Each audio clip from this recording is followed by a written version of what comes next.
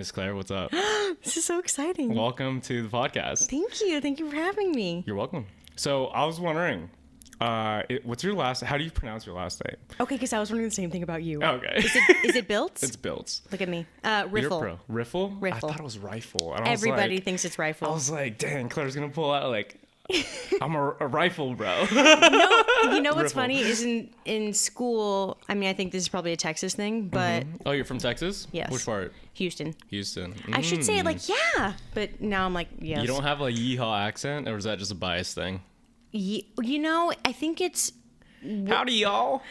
Listen, when I go home, when I go back home to visit my family, I come back and I'm like, okay, everybody, so we're, and I'm like, Claire, you sound insane. Do you really? Yeah, because it's. I feel like when you're home for a while, So like you used to have one. I used to, yeah, and then LA's kind of taken it Okay. out a little bit. Yeah. But yeah, like a lot of people when I say y'all, they're like, "Are you from the South?" I'm like, "Yes." Okay, so I don't know what this means. So like, what does the South mean, or South like does it just mean which part of the United States? You know, that's a good question because to me, Texas is South because it's literally at the bottom. But you have Georgia, Yeah. which is the South. But I'm like, isn't that? I failed my geography test, but I think I passed, but I don't remember any of it. But like people will tell me they're from the South, and I was like, that's not even close to where this other person said is from the South. Like you know? Florida's technically the South Yeah, too. sure. Yeah. So Keanu said they're from the South, and Natalie. So they're both from the South. Oh yeah, that's right. And I'm just like, okay, but that's like Southeast. Yeah, I'm like Texas is just. I'm like that's really the South. That's the lowest point. That's the lowest you can go. Yeah. Oh, cheers. Oh, cheers! Yay! I like the big ice cube. You gotta be classy once in a while, you know? I feel like a businessman, Oh, yeah? businesswoman. There you go. Excuse me. There you go. Did you Yes. always used to be funny? You know what's so weird is when people ask me that or say like you're so. I never know what to say. Like I'm never. Thank you. That's what you're supposed to say. I know, but that feels so weird. Why does it feel weird? Because it's like It's a personality trait that you. I don't think so.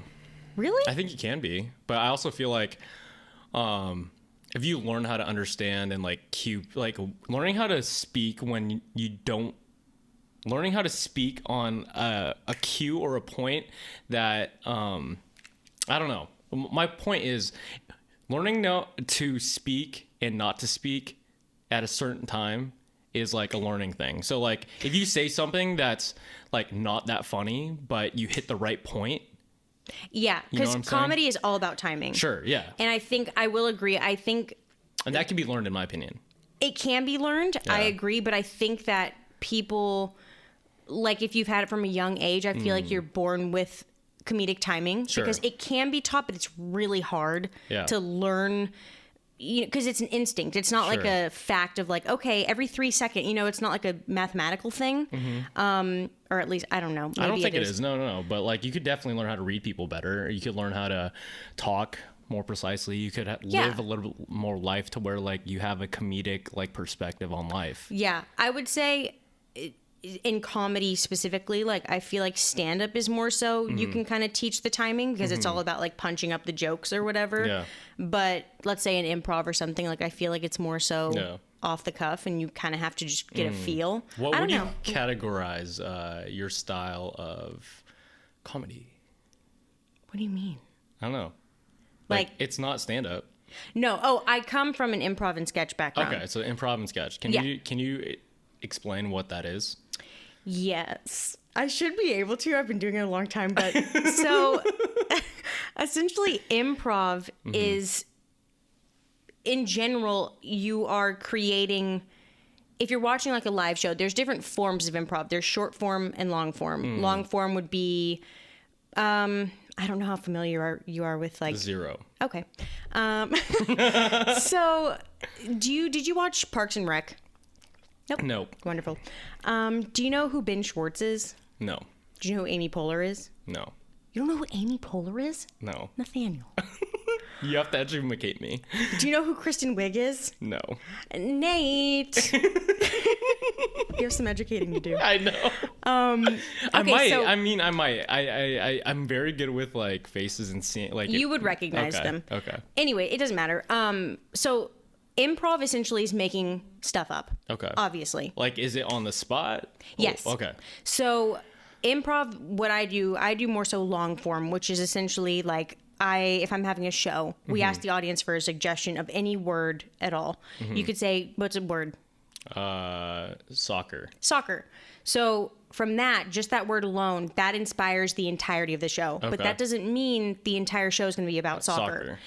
For me, what one of the schools I went to called UCB, Upright Citizens Brigade, they have this idea of going A to C. So if you said soccer makes me think of when I was little playing sports, which makes me think of, me as a child, and I was really hyper. So I could start a scene being a really hyper person. It has nothing to do with soccer, but it's just inspiration for anything.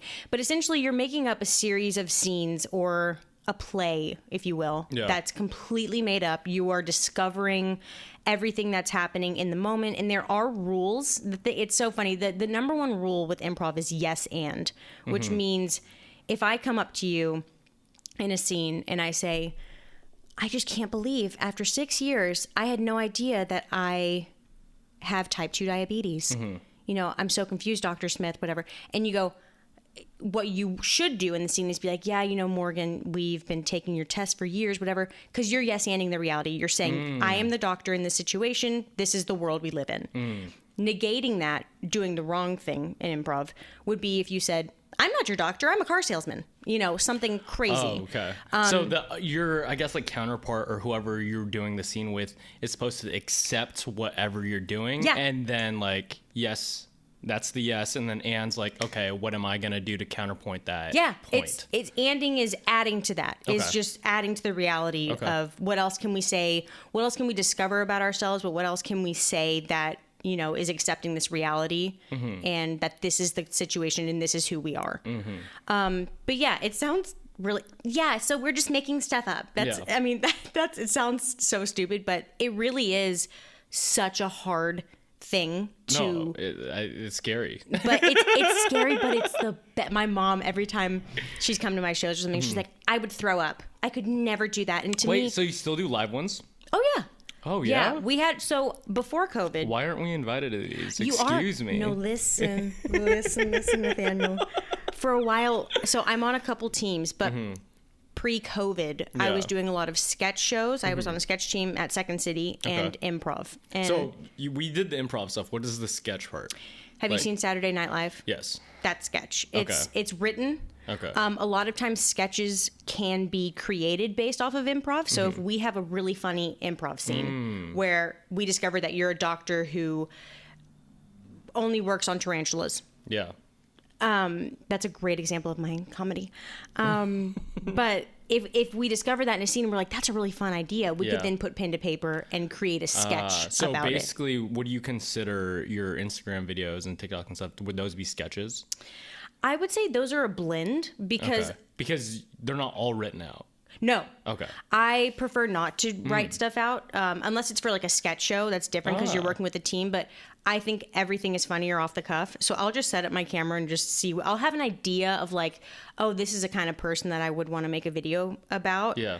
And from there, I just kind of see any fun beats that I come up with in my head. Like, oh, and then I'll just kind of see what happens. Yeah. And the most frustrating thing in the world is like if I say something that I find funny and like the audio's off or something, I hate refilming because I'm like, it's never funny. It's never the second time's not the same. It's never the same. Yeah. But yeah, I would say it's a kind of a mixture. Okay. Yeah. What inspired you to do that, or just to do improv or sketching or whatever in general? So back to always being funny. When I came out of the womb, your mom just started laughing or what? Yeah, she started dying. I remember the whole thing. No, but growing up, I always knew I wanted to be an actor. There was this like when? I mean, I remember it. I remember from like what age? Probably 7 or 8. Oh, really? Because I did impressions of my family. Oh, that's hilarious. Did they like it or did they get mad at you? They loved it. Oh, really? They loved it because I think that they were like, oh, this is weird. Let's see what comes of it. Sure. And because I love studying people, which sounds really creepy and weird. No. But you're really. Like, no, I do it all the time. I do it all the time. I love it. No, but I love just seeing how other people live, because I'm like, if I only knew myself, like only this body, I'd be so bored. Like, gross. I guess, what do you mean by study people? Like, I love studying people's mannerisms. I can read people very well. Like, I can tell if a complete stranger is nervous, that sounds like, of course you can, like everybody can, but it's like, I don't think everybody can. I don't know. I just have always been able to read people well, and I don't know. I've just always found, well, I'm 90 years old. You know this. Yeah. So I love hearing stories. That's good. I am.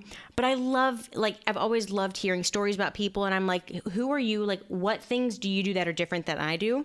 Because I'm like, I'm bored of myself. I don't care about what I do. Sure. Like, I want to know your mannerisms, and I want to see what you do. And then the fun thing is when you realize that you can do different things with your voice, and you're like, oh, shit. Your Boston accent, yeah, you can. Your Boston accent's pretty good. Boston? Not Boston, yeah. I stay away from Boston because I don't want to offend. Maybe I'm just not from Boston. Yeah. You did a couple videos. Oh, that's just the mom. That's like the suburban mom. But sure, we can. If anyone from Boston is listening, it's not Boston. Just a suburban mom. Well, because I know they're very possessive. They're like, everyone does it wrong. Yeah. That's a mom character I do. But yeah, I feel like being able to not impersonate / what's it called? Impersonate or impressions of people. You know, like Jamie Foxx's the Trump impression went viral. Like, that one was insane. Have you seen him on Jimmy Fallon doing Wheel of Musical Impressions? Incredible. Yeah, I was like, yo, that's a talent. It's the best hidden secret. I love when I find an actor or an actress who is like a dramatic actor typically, and then you find out they're really funny. Yeah. Or they're like really good at it. Like Ariana Grande is phenomenal at impressions. Is she really? Have you never seen? No. Oh my God, she is incredible at impressions. She did I see all this on Jimmy Fallon. Oh, hold on. Let me turn off this AC real quick. I was gonna say, it is so rude. I know.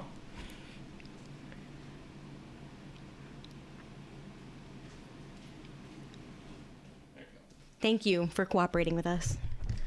Darn AC is like, I'm gonna fuck up your podcast. It's just disrespectful. It's so rude. Yeah, no, she came into my restaurant recently. She did? Yeah. Oh, isn't she tiny? She's super tiny. Yeah. Like, same thing with Kevin Hart. And you look at Kevin Hart, like in person, I was like, whoa, you're tiny. Oh, I did the same thing when Mark Wahlberg came in the other day to work, and I was just like, "You're so neato." But I, of course, would never say that to him. Imagine, "Hi, Mark, big fan. You're so tiny." I know. It's like you look at Tom Cruise too. Like, dude's tiny. I just watched Top Gun. Was it good? I didn't watch it yet. I watched the first one. It was good, but it's really hard for me to watch things where I hear stuff about the actors being rude, because then I don't want to like them. Like Miles Teller, I heard was rude. I don't know if that's true though. I didn't experience it. One thing that, because I have friends who talk about that too. Like, we live in LA. We hear about all the Hollywood stories, and one thing that I realized, in my opinion, is like, if someone says they're rude, I won't even acknowledge it until I witness it in person. Yeah. You know, with anybody, like dancers or actors or like this person, that person. If someone's like talking shit, I'm like, okay, cool. And then like, that's good. If I have a good experience with them, like, everyone is like a saint until they prove to me that they're not a saint, you know? Oh, yes. I have that issue too, where I see everyone is good. Yeah. I'm like, everyone's wonderful. I think it's a good headspace, in my opinion. Yeah. I think it's good, but it's also, you can get easily taken advantage of in that.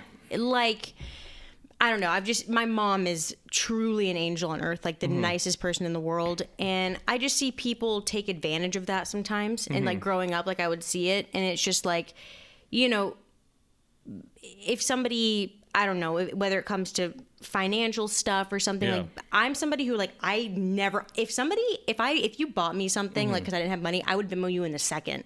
I hate owing people. Like, it's my worst nightmare. I do too, yeah. I can't, it's like a pride thing. I'm like, I don't want to owe you anything. But yeah, I think that, I don't know. I think nice people easily get taken advantage of. I don't necessarily think like being nice and having an open mind to someone about like who they are is like the same thing. Wait, say that again? So basically how we were talking about like, oh, I'm open-minded to this person. Like, I don't know if he's a dick. Therefore, I'm, you know? Yeah. But, like being nice, like super nice, and being open-minded to that don't go hand in hand. They're not correlated. Yeah. You know, like agree. I could hold my own. I could be very, like, I don't know, like strong in my character and not be very I won't be a pushover, but I could still be open-minded to this person being a great human being, regardless of what everyone in the world is saying about him. Yeah, I'm know? I'm such a pushover. I'm such a pushover. Also, so our definitions of studying people were different. Like, I will read Steve Jobs' biography, and that's me studying the dude. Oh yeah, no, that is. I do that with like people I admire or like comedians to hear their story. Yeah.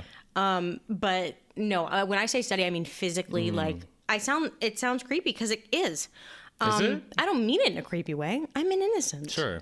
But I just love watching the weird tics people do because we all have them. So it's just like, oh, what do I do that's weird? What do they do that's weird? Yeah. Because we're all just weird together. I think so. I think those weird tics and the weird things about people like make them who they are, or else everyone would be just like robots. Thank God. You And know? we live in Plastic City. So you see everyone copying Yeah. everyone. It's weird. The first time that I've seen I saw like a butt implant, I was like, whoa. Like in person? Like the actual implant?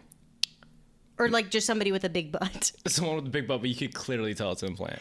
Because they look like a sim. Or not a sim. What's that? It's some video of like a doll with like an inflated Yeah, butt. like I saw it looked like literally 2 balloons on each cheek. Yes. And then like you could clearly tell that there's like a insertion and then it just sticks out and then curves around. It, you know? Yes. Like I mean, usually like if a girl works out, you'll see like a smooth line into the curve. And this I one's don't just look, like, so. oh, you don't? No, Why not? because I'm respectful. Respectful. just I feel like kidding. that is respectful to look. I'm 100% kidding. Everyone looks. Everyone looks. I appreciate right. a good man too. Like it's so funny. Like I'll have good conversations. Like, dude, that dude has a nice ass. I think that's fine. Yeah, I think it's fine too. Because if you think about it, what we want is equality, right? Not to get into politics. Sure. But girls tell girls all the time, "Oh my God, you're stunning. You look gorgeous." Whatever. Why is it weird if a guy said? Like, it's not weird. I think that's flattering. Normalize Complimenting people's asses. only their ass. Anything else is Nothing weird. else. Anything else? Especially guys. Yep. Like the manliest dudes with the big beard, just straight at it. That's what I do. If I'm walking on the street, I whistle. Do you? I do. Do you promise? I pinky don't promise. Oh, I was getting excited. I was like, that's how Claire pulls all the manly men. Yes. You know me. I can't even whistle, so if that tells you anything, I can't. But yeah. So how do you like coaching at 45 now? I love it. I was talking to a couple of our coworkers and I was saying how like the other day I came in and I was just kind of in like a bad headspace, which I'm somebody who I hate misery loves company. Like if something's like if you're in a bad mood, leave that at the door, come do your job, Sure. be nice to everybody, and then go home and bitch to your friends. 100%. But Don't even visit your friends. That's rude too. that is bitch to your mom. There you go. But, or your best friend. I feel like a best friend could be okay. Yeah, that's All fine. right, yeah. But I came in and I was more so sad about something. So that's, I think that's different. Stuff comes up, whatever. Sure. I came happens. in and just seeing the and seeing your friends. Thank God we work with such great people. Yeah, all the people we work with is amazing. So talented. Yeah. I'm like, I walk in, I'm like, I feel sorry for anybody who doesn't know these people because this is the next Everyone's generation. talented. This is the next generation of Hollywood. Yeah. No one knows it yet, but I do. Dude, it's the community definitely keeps me around. I mean, the members are great, the coworkers are great. Everything's great about it. It's just a great energy. It lifts you up. I love Do you everyone so remember much. how we first met? I do. No, you want to know something? I know the date. You know the date? do. No, you don't. I do. I have an elephant memory. How do you know the date? When Because it was the date day after the 4th of July. Okay, so July 5th. So July 5th. I remember that. And actually, you and Kevy were my first coaches. That's not the first time I met you. No, because the second time I came in, sir, you were my partner. I thought that was the first time. No. I messed up. Wow. So, no, I came in and I remember Caitlin helped me. She checked me in. Yeah. And you and Kevy were the coaches. And then the next day I came in by myself because I was with my friend the day before. Yeah. And he said, I don't want to do this again. Sure. And I said, I'm addicted. Yeah, you went ham. So basically, the second time that we met, or the first time that I remember, but I guess the second time that we met, me and Claire got paired together at F45 and we were working out, and this chick went ham, and I was trying to keep up. Like I did keep up, I definitely kept up, but I was like, dang, this chick's fit. No, I remember saying to you, I don't know what I'm doing. Like I don't know, because the pods you don't understand at first. And I was like, I don't know where to go, so I'm just gonna follow you. Yeah, but I remember. Yes. You were a stud that class. I had it like, usually I like coast through F45 classes now because I think they're getting harder. And yeah, and a like bit. and like you were like pushing the gas a little bit too much for me at that point. I was like, fuck, okay, all right, push the gas a little bit harder, Nate. Like you got this. No, you were better. Yeah. But what inspired you to, I guess, like start working out? Or in general, because have you worked out before F45? Oh yeah, okay. It's funny because I feel like majority of people that like I've met at F45 or whatever like think that I started there and that was like my first. I've always wanted to be a trainer. Obviously like acting and comedy was number one and still is. But when I was 14, I think, or 15, my mom had a trainer and I started going with her. Fell in love with it. Yeah. Fell in love with it. And went to Barnes and Noble and like bought these books on like nutrition. Oh, no way. And and like how to work out, like everything, when you're first starting, you're all excited. Sure. And I did everything. I did, I tried boxing, loved that. I did. What was your first like intro into fitness? Like, I think did you play sports growing up? Did you do anything like that? Yeah, I did. Well, not in high school. I like in lower school and middle school and stuff. Like I did, softball, volleyball, whatever. I have a funny story. I was on cross country, and I hated it so much that I told my coach.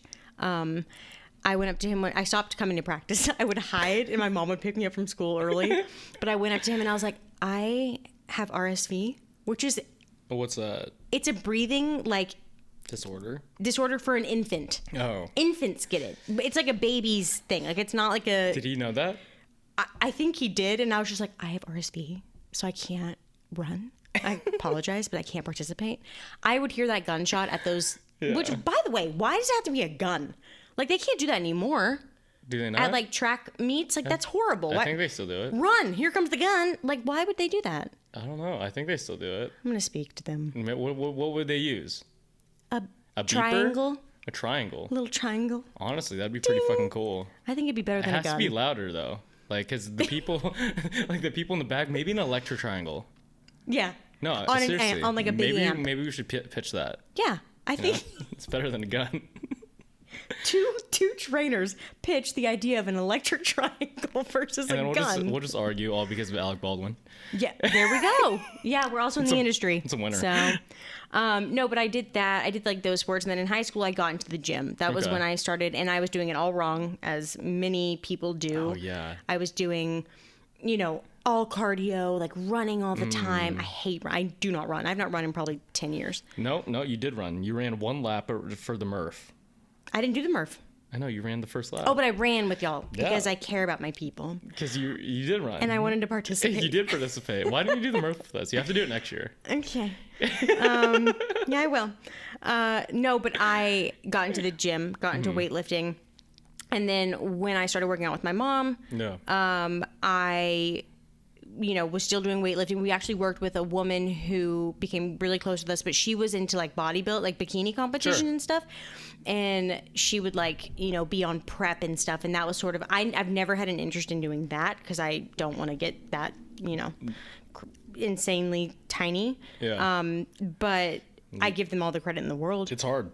I'm sure. Have you done it? No, I've done like powerlifting, which is like lifting a ton of weight, but my lowest body fat I think I got to was around 8 to 10, which is still low. That's really low. But it's not as low for a guy. For a girl, it's like super low. So like a healthy girl sits around, or a healthy, super like fit chick sits around 20%. Yeah. And for a dude, 20% still like you have a little bit of like you're not all your abs are showing type of deal. Right. So like equivalent to a girl's 20% is going to be closer to guys 13 to 14%. Well, because it's a hormonal thing. Yeah, it's a hormonal thing. Yeah, sure. and that was something. Or a biology thing. Yeah. Yeah. But yeah, so I got really into like that, and then I started learning like, oh, okay, it's not, don't be a cardio bunny. Like that's not what you want. Because I remember I went to her and I was like, Cardio bunny. I had, that. oh my God, there's so many of them. But I had a picture on Instagram when Instagram was still like when Instagram first came out. Yeah. And it was this girl with like a 6-pack, and I go, I want this in 2 weeks. Oh. Because I thought that's how it worked. Yeah. I thought it was that simple. I was like, oh, you just got to do a couple Try abs. 20 years, bro. Yeah, yeah. I mean, not that long. And from there, I just kind of became addicted to it. And then I, I tried boxing for a little bit, Yeah. which boxing is great. And I love boxing. Coordination skills. Oh, yeah. Yeah. But I didn't realize how, because when you're doing boxing, you don't feel like you're working out really. You're just like so in it that it's not like, okay, let me do 4 reps and then rest or whatever. Yeah. And it just caused me to like lose weight really quickly, Yeah. which I don't. feel like you have a fast metabolism, no? I think I did. I don't really know. I think so, maybe. I don't know. Do you eat a fuck ton of food and you still say the I eat a same lot weight? of food. Okay. Yeah. So, but I also work out. So Yeah. it's like, but my dad has a really fast metabolism, so I think I got, Yeah. Did you like working out with your mom? I did. I Yeah? loved it. I love working out with my mom. It's just, but now she just does the elliptical now. Oh, okay. She's in her 50s. So she's like, I don't care. So she's a cardio bunny now. Yeah, she likes it, but she's not. Yep, she's a cardio rabbit. No, she loves it and she's great. It's something that she can sustain and she likes doing. So I'm like, do it. Yeah, I feel like if you just move or and like have some sort of fitness in your life and like Yeah. mobility, it'd be good. It doesn't have to be all or nothing. Like you just incorporate it. Just Yeah. do something. Go for walks. What does fitness do for you now? Oh, it's my therapy. How so? I don't have a therapist. There you go. But somehow I'm everyone's therapist, though. I don't know how. What do you mean by that? I'm just all my friends' therapist. They just come to you with their problems? Yes. Oh, okay. And because I sit there and I'm like, the problem is I can give advice really easily, but I can't take it. Like I can't take my own. Like if I told you just, don't chug that, I'll end up chugging mine. Like I'm just like really bad at taking my own advice. Sure. But I think because I care more about other people than I care about If you're myself. self-aware of that, though, why do you think that is? Because you know that, therefore, why wouldn't you do something about it? I know. I don't know. Oh, okay. That's my answer. I don't know. What were we talking about? Fitness therapy. Oh, yes. Well, now I do it because I get to see some of my best friends. Sure. I love being there. Yeah. But How does it make you feel? I feel like I'm doing something because if I can't sit still, I got that from my dad. I have horrible ADD, horrible ADHD. So I have to be moving, which is like legit? yeah, like I can't sit down for like more, like people who are just like, yeah, I just watch TV all day. I'm like, I wish I could do that. And that's not me saying like, I'm just so active. I literally like, I can't, I'm just like, cause I get like, antsy. Yeah. And, What do you do on your free time then? I go on walks and free time. Yeah. When's that? I don't know. Do you watch like one episode of TV at all? So I have an issue. Because aren't you an actor? Aren't you supposed to watch like Yeah. TV? Yep. I rewatch things over and over. Yeah. Like what's your favorite movie? Oh my God. This is going to sound so weird and not what you expect at all. Phantom of the Opera. Really? Yeah. I love Why? that movie. I don't know. It's just, I think I I could see you as love. an opera singer. I feel like you just like want to be like that. Thank you. You're Appreciate welcome. it. See? All you have to do is say that when people tell you you're funny. It feels so weird. It feels so weird to like be like, thank you. Like if you just say it to me. You're really funny. Thank you. I mean, you don't need to say it like that. Thank you. Because like here, I'll tell you this. Like, I've told this to you multiple times because you know what you do, your videos and stuff like that. They like, I'll get like a laugh on a day. I'll scroll through my Instagram feed. I'm like, damn, that was fucking hilarious. I'm literally laughing out loud, and like that made like a positive impact on my life for that one day. That's all I want. You know, Yeah. and and it's just like happened for a few seconds, and Yeah. like you know how many like times you did that for a few people. That's why I believe you should say thank you. I mean, like you're fucking welcome, bro. Thank you. There you go. You know what's interesting about that is I actually don't like social media at all. And it's funny because when I say that, people are like, but you post on it. I'm like, well, I did that because of COVID. Yeah. But because there are so many, and I'm sure you've seen them, as you said, you scroll through, there's a lot of comedians on Instagram, TikTok, everything, that are making these really funny sketches that are really, they've been, it's the people who lip sync to a song and are getting movie offers. Yeah. That kind of thing, where you're like, I'm not bitter. Sure. A little bit. But I don't like. You don't like social media for that reason? I don't like social media because it's so, I worry for like the kids that are coming up because they think that that's like reality. Yeah, I agree. But also, wouldn't you like it also because of that reason? Because like that opportunity for this girl to lip sync and then she gets that movie. Sure, it's like whatever, but like there's also an opportunity for you to do your thing, and then there's a chance that it goes out there too. Yeah, 100%. I think I should have said I hate it, but I also like it because I think it's great because you can find connections, you can meet people, Sure. You can reach people. Like I love having complete strangers find my stuff and relate to it. Like that's amazing. But I think for me the issue is the people who are posting on it just a highlight reel and they're not showing reality. Yeah. Because like, yes, I post on there, but I'm not posting like a photoshopped photo of myself. Yeah. You know? Yeah. With my I'm not gonna say that. No, yeah, I mean it's definitely filtered up, and like I feel bad for some people who feel like they can't post without a filter, because I do know a lot of mostly females who like feel that way, and I'm just like, oh, that's not cool. I genuinely, like, if you think about it, it's so interesting to me because I really try to look at people and like not judge at all, which is, that sounds like I'm a hero, and I don't mean it for you. I just mean like I really try to, because I try to be nice to everybody. Yeah, I try to be a good person. And I feel like if you think about it, like everybody's pretty, like everybody's, that sounds so like cheesy, like everybody's beautiful. But if you think about it, like we all have the same features. Like why is someone less good looking? Yeah, I mean, I think it goes back to like just evolution. I mean, like, and procreating and shit. Like, you see someone who has like very symmetrical, right? Like, therefore, like, just grown, like, people were attracted to that, like, just through evolution. You see some girl with red, like, I forgot that would go. It's similar to like fruit, like ripe fruit, you know.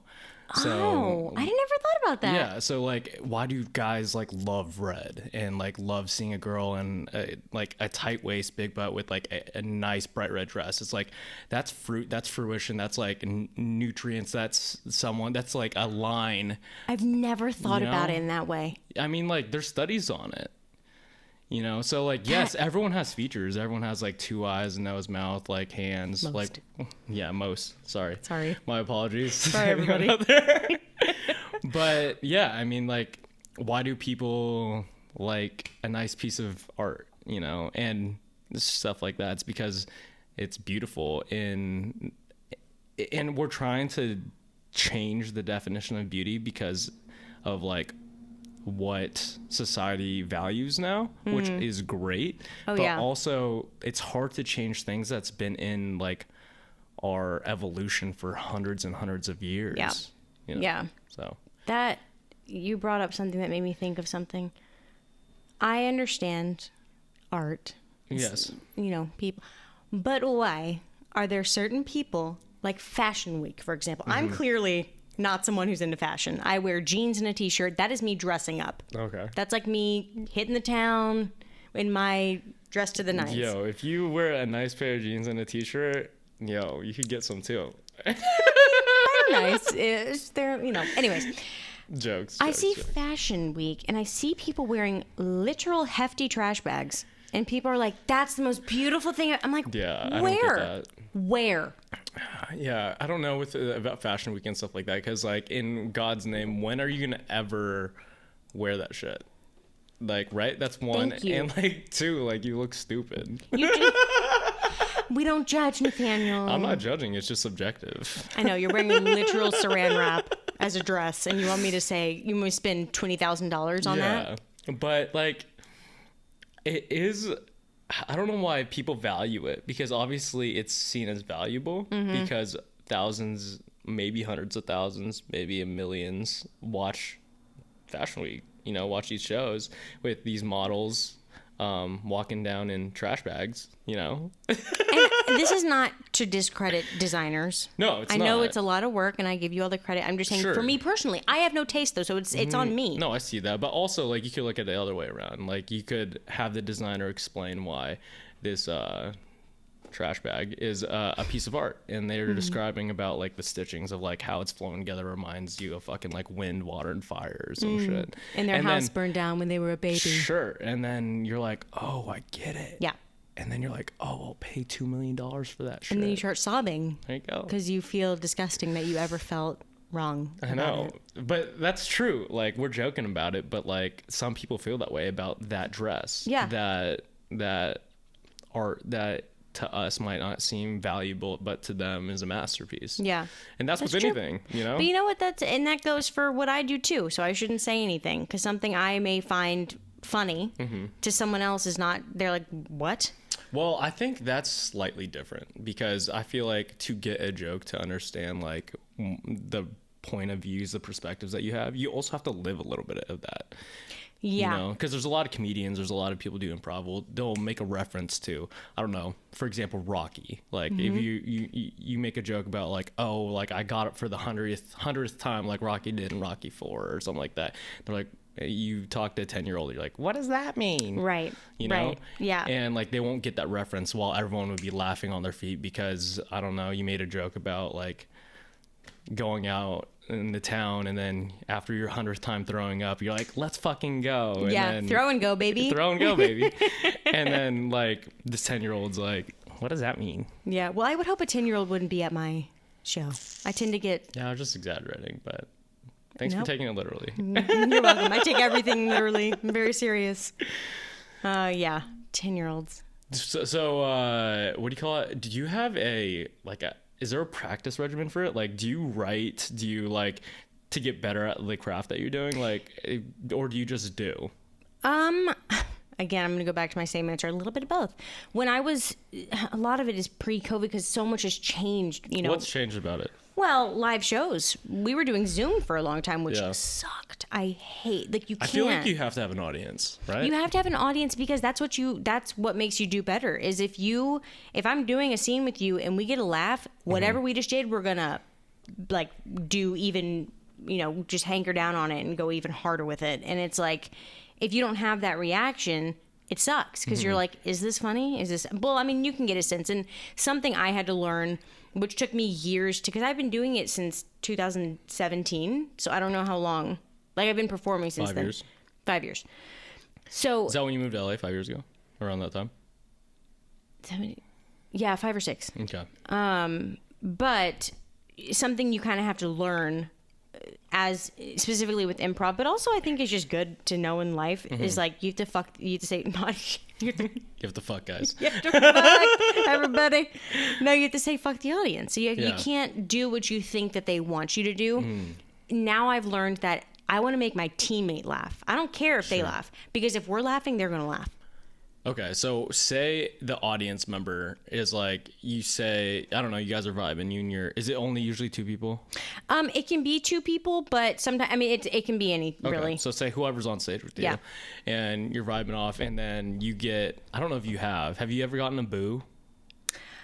No, I've gotten worse, which I think is silence. Okay.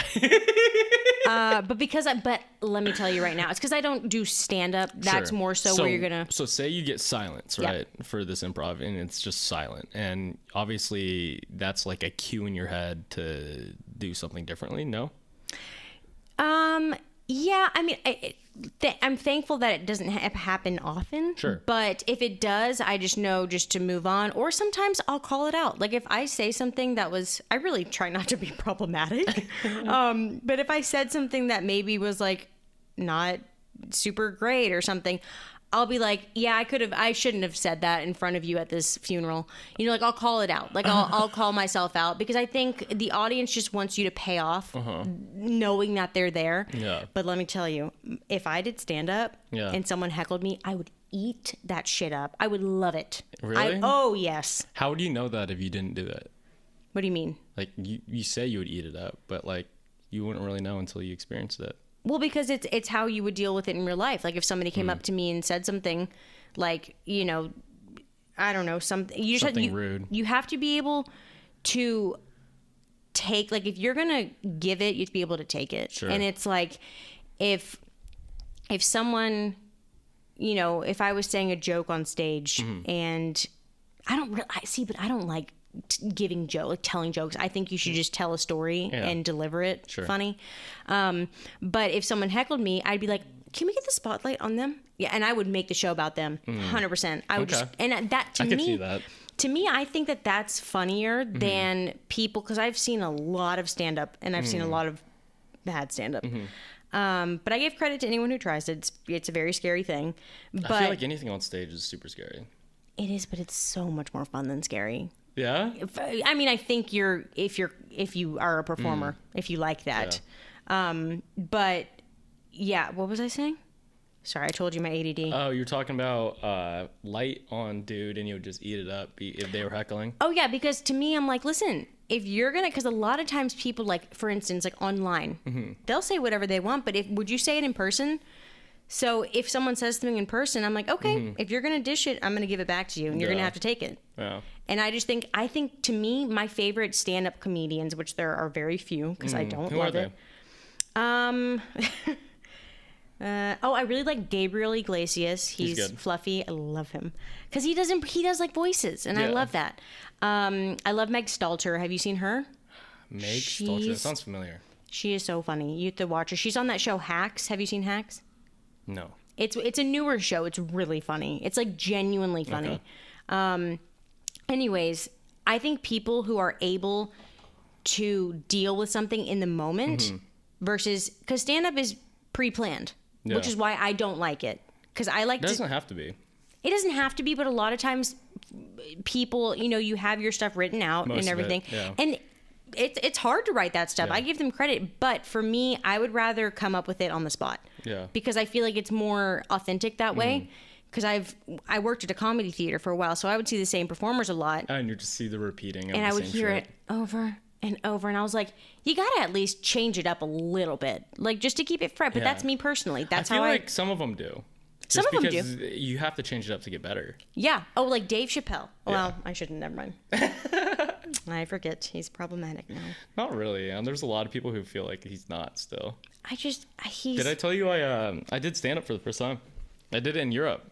What? Because no one knew me. That's the best place to do it, though. Did pretty fucking good. Did you write jokes or did you just like come up with it? So basically, like a few times. No, you did stand up. No, I don't. I mean, I don't. I did it for the first time. Yeah, like I would get really, really, really high, like at home, and like I would just come up with like I would have these thoughts, and I just started writing them down, and I was like, these are funny. These are like really funny. Yeah. And I don't know. I don't have many fears in my life. Like I feel like I'm a very confident dude, and like I just like putting myself in very uncomfortable situations because like I feel like if you master every uncomfortable situation, you are kind of undeniable, and then like it's like a superpower. Do improv.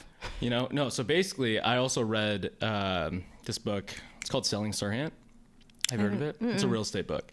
And this dude, he's the #1 real estate agent in all of New York. He's sold like basically 50% of the properties there. Like he's really wealthy. God.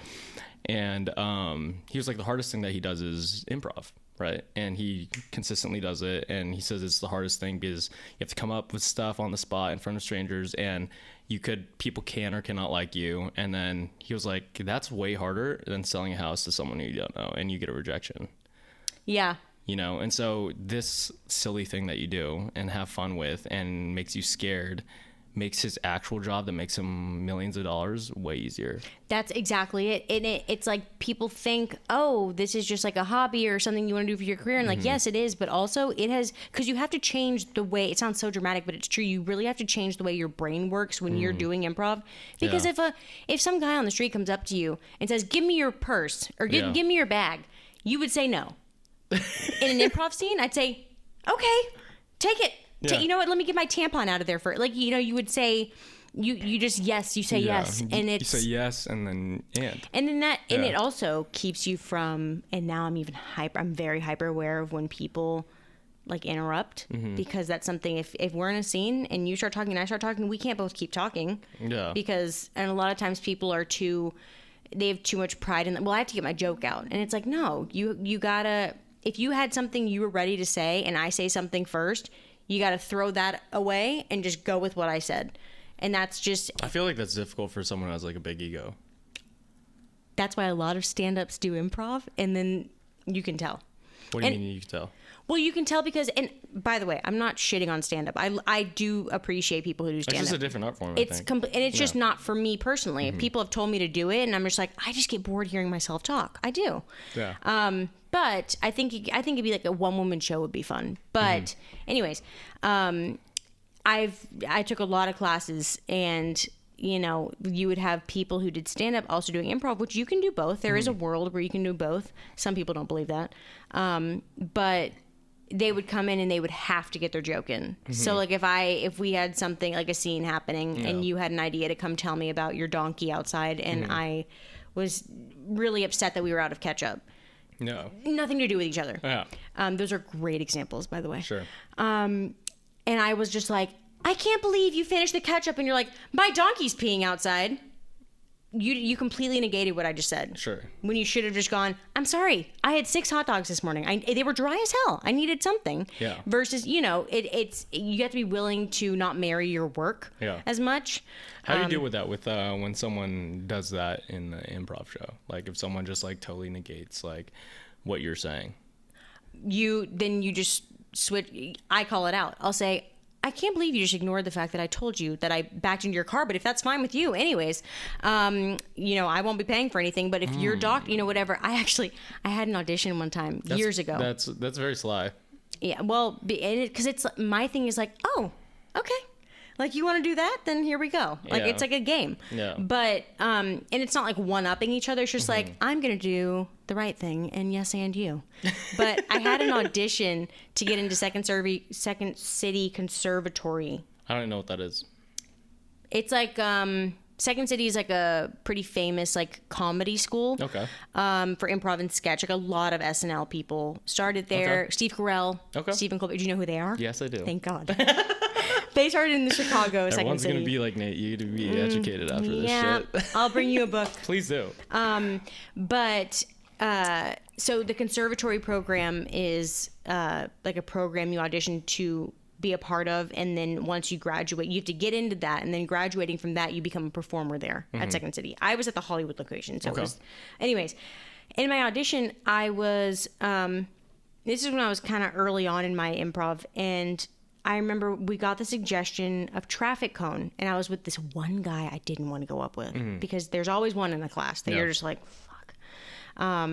But the suggestion was traffic cone. Could have been any scene in the world. Sure. First thing he does go, come touch my boobs. Or no. He said like, I can't, or like something about his boobs or whatever. And I was just like, I still remember his name. I'm not going to say it. I was like, this motherfucker. And so then I looked at him and I was like, I can't believe the surgery went so well. And I just yes-anded him and I was like, let's go. Because there's also this thing where like sometimes younger, I don't mean to stereotype, but younger men typically, sometimes, not all, will do like come give me a blowjob, like in a scene. And what I was taught to do, because you're putting your scene, the number one thing is take care of your scene partner. They're the most important person in the room. Okay. In that moment. Even the young men who tell you to give a blowjob. Yep. Okay. And so what I was taught to do in that situation, instead of being like, okay, and then like going, waiting for them to call the scene, I would go, okay, but first you have to give me you have to do a strip tease. Yeah. And just go with it and it's kind of like. Put them into place. Yeah. And it's not to like eye for an eye, but it's just like you can't do that. You can't. Do you usually know like the people who you do? Yeah. Okay. I mean, now at the point where I am now, I work with people who have been doing it for a while. Okay. And these are all the people I'm speaking about that are immature and do the sexual stuff are all like in level 1. Like that's when you're first starting and they think that this is an easy joke. when I think it's don't go for the sex joke because that's an easy one. That's you're gonna get a laugh if you talk about a penis. Yeah. Like just do whatever. Are all these improv shows and stuff leading to like you want to do it in like movies and stuff like that? Yeah. Or is it just like you want to grow your improv skills and do that? Obviously, my dream would be to be in movies and like SNL, like that kind of stuff. Okay. But so much of your favorite comedic moments in movies were improvised, especially with like Judd Apatow, like all these famous like directors, Paul Feig, like all these people, like Bridesmaids. Have you seen it? Yeah. A lot of that was improvised. Like they may have a beat of like, hey, in this scene, like you get food poisoning. Sure. You know the scene, but the lines that they're ad-libbing and throwing out are made up on the spot, and that's why it's so funny because it's just like what comes out of your mouth, like. So how do you get from like the improv stage to like the acting stage for the same type of material?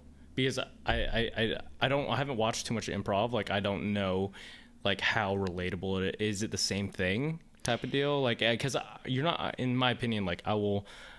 Like when you describe like these two cones about like tits the breasts, the breasts. Sorry, my apologies. Yeah, no worries. Out there. And, that's a mark. That scene or like that type of improv doesn't correlate in my head to like a movie screen. So the famous line, it's all about connections. Yeah. So people, if you watch any movie who's like a famous comedic actor, Jonah Hill. Jonah Hill. I don't know if he has a background in. Let's just say Steve Carell. Because you know who that is. Again, adding to the list. Steve Carell does a lot of movies with other Second City people. But if you didn't do Second City, you wouldn't know that. Like Amy Poehler, Tina Fey. Do you know who that is? Yes. Tina Fey was a huge, like her and Amy came up together. I'm on a first name basis. Oh, okay. But they came up together, so they do stuff together, like all the Groundlings, which is another school here. So you know Groundlings. I've heard of Groundlings. Oh, okay. Ding, there we go. I'm just kidding. I hit one, guys. You got Be it. proud of me. Let's go. No, you know what? The thing is that you're a sane person. I'm just sickly obsessed with stuff, so you're the normal one. No, I think it's good to be obsessed with it. I think you're not going to be great at what you do unless you know everything about the space. Yeah, I hope so. But a lot of like the Groundlings, they're all in movies together, and so it's really about that. So if you start off improvising with people and performing with people, you grow. I'm only going to bring on people. Like if I was one day in Kevin Hart's position of like being an executive producer, whatever, I would only bring on people that I know are perfect for the job, which is people I've trusted and built this trust with performing with them. And so it's like, okay, I have the perfect person for this role. So are these schools like the what is it? Second? So there's three main ones. Yeah. Second City, UCB, and Groundlings. Second City, UCB, and Groundlings. Like, so these schools are important. Like, I think so. No, I'm just curious because like, for example, like some actors like are really good at acting and they won't go to an acting school and they'll get booked. Some models will get booked and they will never go to a modeling school, and there's some comedians who are really good comedians who will never go to comedian school, you know? And I just don't know the space. So like it's important, you would say that most people who get their work are from the connections from like specifically these three schools? I think in the comedy world, I think it's very helpful. You definitely don't have to go to these places. I did because I love it. Like I didn't. There is also a lot of people who will come, and it annoys me, but there will be a lot of people who would be like, my agent just wanted me to have this on my resume. Yeah. And I'm like, okay, well, you're not taking it seriously. Yeah. Like you don't actually care about it. And I'm fine. I think everyone should take an improv class. I agree. Just like anybody. Can I go? I'll go with one with you. You can. You can come. You can just come to one of my team practices, and you can. Yes, it'll be so fun. Excited. I'll witness it, and then I'll get super embarrassed. Oh, I host a jam. I don't even know what a jam is, Miss Claire. A jam. Excuse me. Please explain. A jam is just like a show, but it's you put your name in a bucket, and if you get called up, you get to perform. Oh, okay. And it's very cozy and cocoon. I make sure everybody is supportive and nice because I don't like rude people. But yeah, you should come. It's a really good group, and we have lots of it makes me so happy because there are people who are like, I don't even do improv or comedy. I work in sales. I just want confidence for when I have to public speak. I'm like, the fact that you're doing this is incredible. It is. It's the best thing ever. That's awesome. So like, for example, like that guy was doing it because he wants confidence to like be able to public speak, right? What does, I guess, improv and like comedy do for you? Not for anyone else, but for you. Well, comedy is how I deal with everything. Like I think I'd be a really depressed person if I didn't have that. How so? Well, everything in my life, like my brain functions to find, like the funny, like I'm laughing at a funeral, not at the fact that the person's dead, but because like I have to find something funny. And I think, why? Why though? Because I don't know. Otherwise, I don't know. I think that there's just the only other option would be for me. Because like during COVID, I experienced, not to get dark, but I experienced depression like for the first time because I'm very fortunate and I know a lot of my friends have dealt with really serious depression and it's horrible and the worst thing ever. And I feel very fortunate, but I did start to deal with it as a lot of people did during COVID because I wasn't performing. Because I wasn't getting to laugh with people. Laughing is the best thing in the whole world to me. I agree. And it's like, if I can like make people laugh or distract people from the shithole that this world is sometimes, a lot of the time, for 5 seconds with a stupid video I post, like that's the best thing in the world. It's not agree, about but that's for other people though. Like, what does it do for you? I don't know. I think I like taking care of people, and I think like I was born with the ability to have comedic timing, I guess. I don't know how to say it without it sounding cocky or rude. I don't mean it in that way, but if like that's the way I look at like fame. Like if I think fame can be horrible, but if that means that I can reach people in Idaho who are depressed because they're farm. Yeah. They're not making enough corn. No, but my cow isn't producing enough milk. Yes, I want to be there for those families. But no, if I can help people feel better with my comedy, because not everyone's born with a different like gift. Yeah. Like and so if that's mine, if I just used it for myself, what the hell? That's boring. I want to share it with people. I want to make people like laugh and smile and feel better. Which that sounds like I'm bullshitting to sound like a good person. I genuinely am not. Like, I think it's accurate. I truly believe, like, I guess I'll come at it from a different standpoint. Like, I believe helping people is the best way to make yourself happy. Yeah. And personal training is like the biggest thing, like, so I have this one client, everyone on the podcast has probably heard it multiple times, but he was a bigger gentleman. I think he's around like 350 pounds. And like, he worked out with me for like 3 months, but he went like ham. Like he put the gas pedal down and he lost around like 50 pounds. Wow. And he was like, I could walk upstairs now, dude. Like I could hold my kid, and like regardless of how much money I made from like the sessions or like whatever like that, like just the joy and happiness you get from actually helping someone out.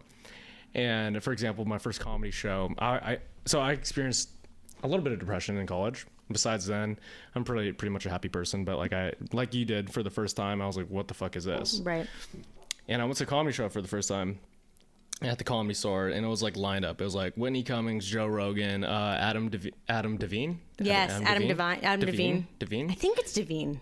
Yeah. Devine, something. Adam Devine, Mayor showed up with Chappelle. Like, it was just like crazy. Yeah. And I woke up the next day and my face was just like sore from cramping. Like it was just, and I truly believe like comedy, laughter like saves people's lives and helps them, 100%. And just like personal training like did for this gentleman, like that laughter did for me. Yeah. Yeah. And so like I was just curious to see like what you were gonna say about that, and I think that was similar. Yeah, I mean, it's like there is, not that I'm some huge comedian, but I've had a couple people I don't know who will reach out to me and say something, and I'm like, you have no idea how much this means to me. Like, this means more to me than my video made you laugh means to you. Like, and it's like, because it's so true. You never know what someone's going through, which is why I'm like, just be nice to people. I don't get rude people. I really don't. Yeah. I sound naive, but I don't understand rude people. I don't. I think hurt people hurt people. I mean, that's a common saying, but like, I Yeah. feel like if you're down in the dumps and like you're jealous and envious of like a type of other people, you're gonna come off as a dick. Yeah. Just because like that's the best way to cope with it. Like I guess your coping mechanism is to make people laugh, and that's a lot healthier. But there's a lot of people out there who's like, my coping mechanism is gonna be, I'm gonna be a dick because it's gonna make me feel good because I put someone else down. Yeah. I mean, I will say it's a little hypocritical of me to say, because as much as I like to make other people laugh, I'm extremely self-deprecating. No, you are. I don't know why. I am, and I need to work on it. But I think because I made like a pact with myself, because I've seen a lot of people do comedy at the say a joke at the expense of someone else. And I think you are able to make stuff funny without making someone else feel like shit. And so I was like, if I make like the videos and stuff that I make, not to sound like in a selfish way, but like they're mainly based off of weird things I find about myself, like stupid things that I do that I'm like, I got to make fun of myself, because I feel fine making fun of myself, but I don't want to make fun of someone else. You know? Do you think that's healthy? No. Maybe I do need therapy. No, but I know I need to work on it. I'm very self-deprecating because I don't know why. It's just like I don't know what it is. I used to say this a lot. So for personal training, I was doing it way too much at one point, and I was like, I'm helping other people get better at the expense of myself not getting better. Yeah. Yep. Yeah. I think that's just who we are as people. Like we want to help other people. Yeah. But what's the saying? It's like you can't, like that saying, well, this is more so about like being in relationships, but it's like, you can't love anyone else till you love yourself. And I do love myself. Yeah. Sometimes I think I'm like, I wouldn't be friends with myself. And then I'm like, I think so. Yeah. I hope. Yeah. But anyways, no, I no, that's, no matter how cliche that is, that's true though. It is true. It's very true. Like, I'm my best friend. I love being by myself. Like, I'll go to the movies by myself. That is the best. I'll take myself on dates. Yes, I'll be you like, have to. Yeah. I love that. Yeah. Like, Kiana's like, we should go out. I was like, sorry, I got a date with myself tonight. I have a date with my mirror. I know. So, no, But it's healthy. I love, speaking of going to movies by yourself, I used to be like, I could never. That's like so sad. Like, and then I started. My mom said that. Yes. Well, no, because then when I moved here, it was like a Tuesday at 2 p.m. I was like, I kind of want to go see a matinee. And I remember the first time I did it, I was like, oh my God, you're so classy, embarrassing. Matinee. I'm 95. Oh my goodness. But I went and I saw it, and I was like, after I left, I was like, I can never see a movie with people again. That was the best thing of my life. Like, yeah, I feel want like to be home. you stay so present with it. You do. That's the only way I can get through a whole movie. Really? If I'm at the theater, because otherwise I'll be getting snacks at home. I have 17 other tabs open. You seem like a snack person. I am a whore and a half for snacks. What's your go-to snacks? Anything with avocado. I know. Excuse me. You're just a chips and guac type of girl, and that's it? Or what else can you make? Excuse me. What else can you make with avocado? Bread. Okay, avocado toast girl. My bad. God. You're just a basic girl in LA now. Excuse me. Pretzels and chocolate chips. That's not avocado. I know. I'm trying to be different. Oh, okay. There we go. Pretzels and avocado. I mean, there we go. That was a complete accident. Oh, I just get up and leave. Goodbye. Bye. So what are you most excited for in your life right now? Because you're kind of doing all the things that you want to do. Like this personal training thing, you're kind of getting into group classes. Like, I feel like you really enjoy F45, right? I love F45. And then now you're still doing your improv, and like that's like growing just as like your Instagram's growing and all these things. You're kind of doing everything you want to do and just get better at it, right? I am, but I'm not. Oh. Like Okay. Well, because here's the issue. My goal out here is to make it as an actor. Yeah. And when that's, and I feel like other actors can relate to this, it's like until you reach like a certain point to where you are, but again, like even when you reach your goals, you're still looking for other goals. I'm not at a point yet where I feel like I've even like scratch the surface as to what I want for my career, what I'm gonna have for my career. I need to speak it into the universe. But yes, I am creating, thank God, because otherwise my brain would turn off. Sure. But yeah, so I am doing what I want, but I'm also not. Like, I would love to have a full-time. I love training. I love working at F45, but I would hope that I get to a point where acting is my full-time job. Sure. And so that's... So I guess, like, right now in your current state of just doing all that, like, what are you most excited for? Just, I mean, with training and stuff? No, just everything. Life. I don't know. I'm meeting a lot of new people. That's good. And because like coming out here, like you kind of have to create your family. Yeah. Which takes a long time. Doesn't have to. Well, you got to trust. You got to find people you can trust. There's that. And I feel like I finally have that. So it's like really exciting to like be in my 20s, like to like in my mid 20s. We're both 25, right? Yeah. Nathaniel. I know. What's happening? Quarter century. I can't believe it. Yeah. I feel like we're both old souls for 25. Yes. I want nothing to do with anyone that's like dating wise. I'm like, I want nothing. Speaking of, what's up? I don't know if you're trying to end it. Just give me like the red light. No, we got plenty of time. Okay. I was just going to say, have you noticed? Well, I guess you're in a relationship, so it's different. But when you're single in your 20s, everyone else that you're friends with is obsessed with your dating life. Like that are in relationships. No. Maybe. I just feel like, especially if you're a girl and you have a lot of girlfriends, right? They want you to be happy, and usually happiness usually goes with the relationship, and therefore they're very obsessed with that because they want to see you happy. Yeah, that's actually what your question earlier. For the first time for a while, I was just content. No, it's not about dating. It's not about dating. Dang it, I was so excited. Yeah, I haven't found Mr. Right. But I was content for a while. Mm-hmm. Content with what? Like with life. Like I was like, okay, going through the motions. And now I'm like genuine. Cause like, what are you most excited for type? Wait, what question are you talking about? That kind of like, I'm just excited that I'm actually happy now. Like I'm genuinely happy with like where I'm at. Like I love my friends. I love what I'm doing. I'm working towards, like I'm getting closer to my goal. No. So I think that's what I'm happy about, because for the longest time I was like, I won't be happy until I'm here. And then I was like, no, you have to be happy in the moment, because otherwise you'll never be happy. Yeah, no, I agree. I forgot where I read this, but it was this definition of the, like, desire. And desire is the contract you make to yourself to be unhappy until you get what you want.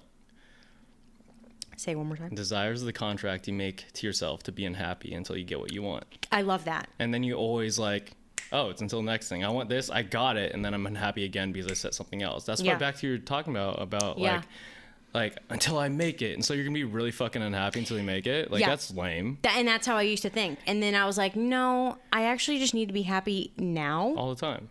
And it's so like to figure out like what you want, like I just did a lot of soul searching in the last like 2-3 years, and you got to define these certain like terms. So like happiness for me is like doing what you want to do when you want to do it with the people you want to do it with. Yeah. And like, okay, so what if I do that, then I'm happy. Okay, so now I'm doing that. So but then you're unhappy because you're having these desires, right? So okay, so you have to make desires to a point where like they're not way out of this world, because you're gonna be unhappy until you get it. Yeah. So you have to make small desirable goals and then be happy along the process of doing what you do when you want to do it with people you want to do it with. Yeah.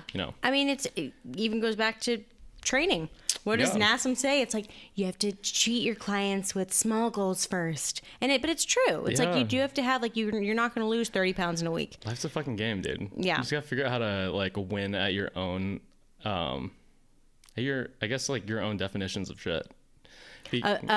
Shit could be feces. Yeah. Or you could be Amber Heard just shitting on Johnny Depp's bed, that's my role model right there. Is it? Johnny Depp or Amber Heard? Amber Heard, is baby. She really? Never. Oh. Why not? Team Johnny, baby. Yo, all day. Did you watch that? I was so invested in that. Yeah. I don't know why. I think everybody was.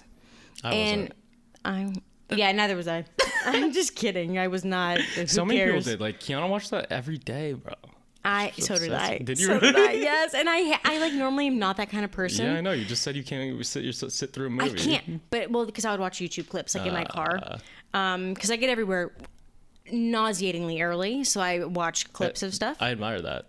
It's nice, but it's also a pain in the ass because Why is it a pain in the ass? Because I get anxiety if I'm gonna get there 5 minutes before. I'm like, oh my god, I'm late. I think that's so healthy though. Like, especially in LA, like, if you could get on time at every meeting, everything that you're going to do, like, you're ahead of, like, the whole curve. Yeah. Because, like, doing what you say you're going to do and being there at a certain time that you said you were going to get there it sounds easy, but most people don't do it. Yeah. That's, like, my favorite thing is move in silence, or, like, a great chess player, like, never reveals their next move, because I don't like it when people are like, yeah, I got a call back for this audition. I'm like, why are you putting that on your Instagram? Because if you don't get it, it's gonna look really weird. So it's like people who just like keep quiet and let surprise everyone. I do get that, but also if you say it and then you get it, then it also looks good. I know. I know. Yeah, I don't know, because it's the whole thing. Like, I agree. For example, so I started the bitters company, right? Yeah. I'll explain what bitters are. So yeah, what are bitters?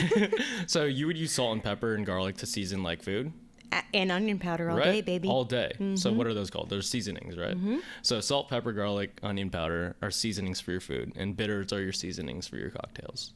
Oh, yeah. So like, what are they made of? So it's a lot of like herbs, spices, like stuff like that. And is that why it's spicy? Like it has like a little spice in it? Tiny bit, yeah. It's good. Yeah, there's black peppercorns in there, so yeah, so it's like spicy, a little tiny bit. Look at you. Yeah, a little bit of coffee. But yeah, so they're seasonings. But I started that company, and I never would ever call myself like a business owner or an entrepreneur or anything like that, because it sounds so corny. But you are. No, exactly, right? Yeah, so, I get it. But Trust me. I don't want to say it. It sounds so bad coming off the tongue. I was like, fuck, dude. Like, I'm We're never going to say that. Yep, I get you. Yep. But the thing is, it's a reality because you did the thing. I got an LLC. It's a legitimate business. Blah, blah, blah. But I still never want to say it. I totally get that. Why do you think that is? I think that's because because some people, there's a negative connotation with that, because there's such a fine line between confidence and cockiness for me.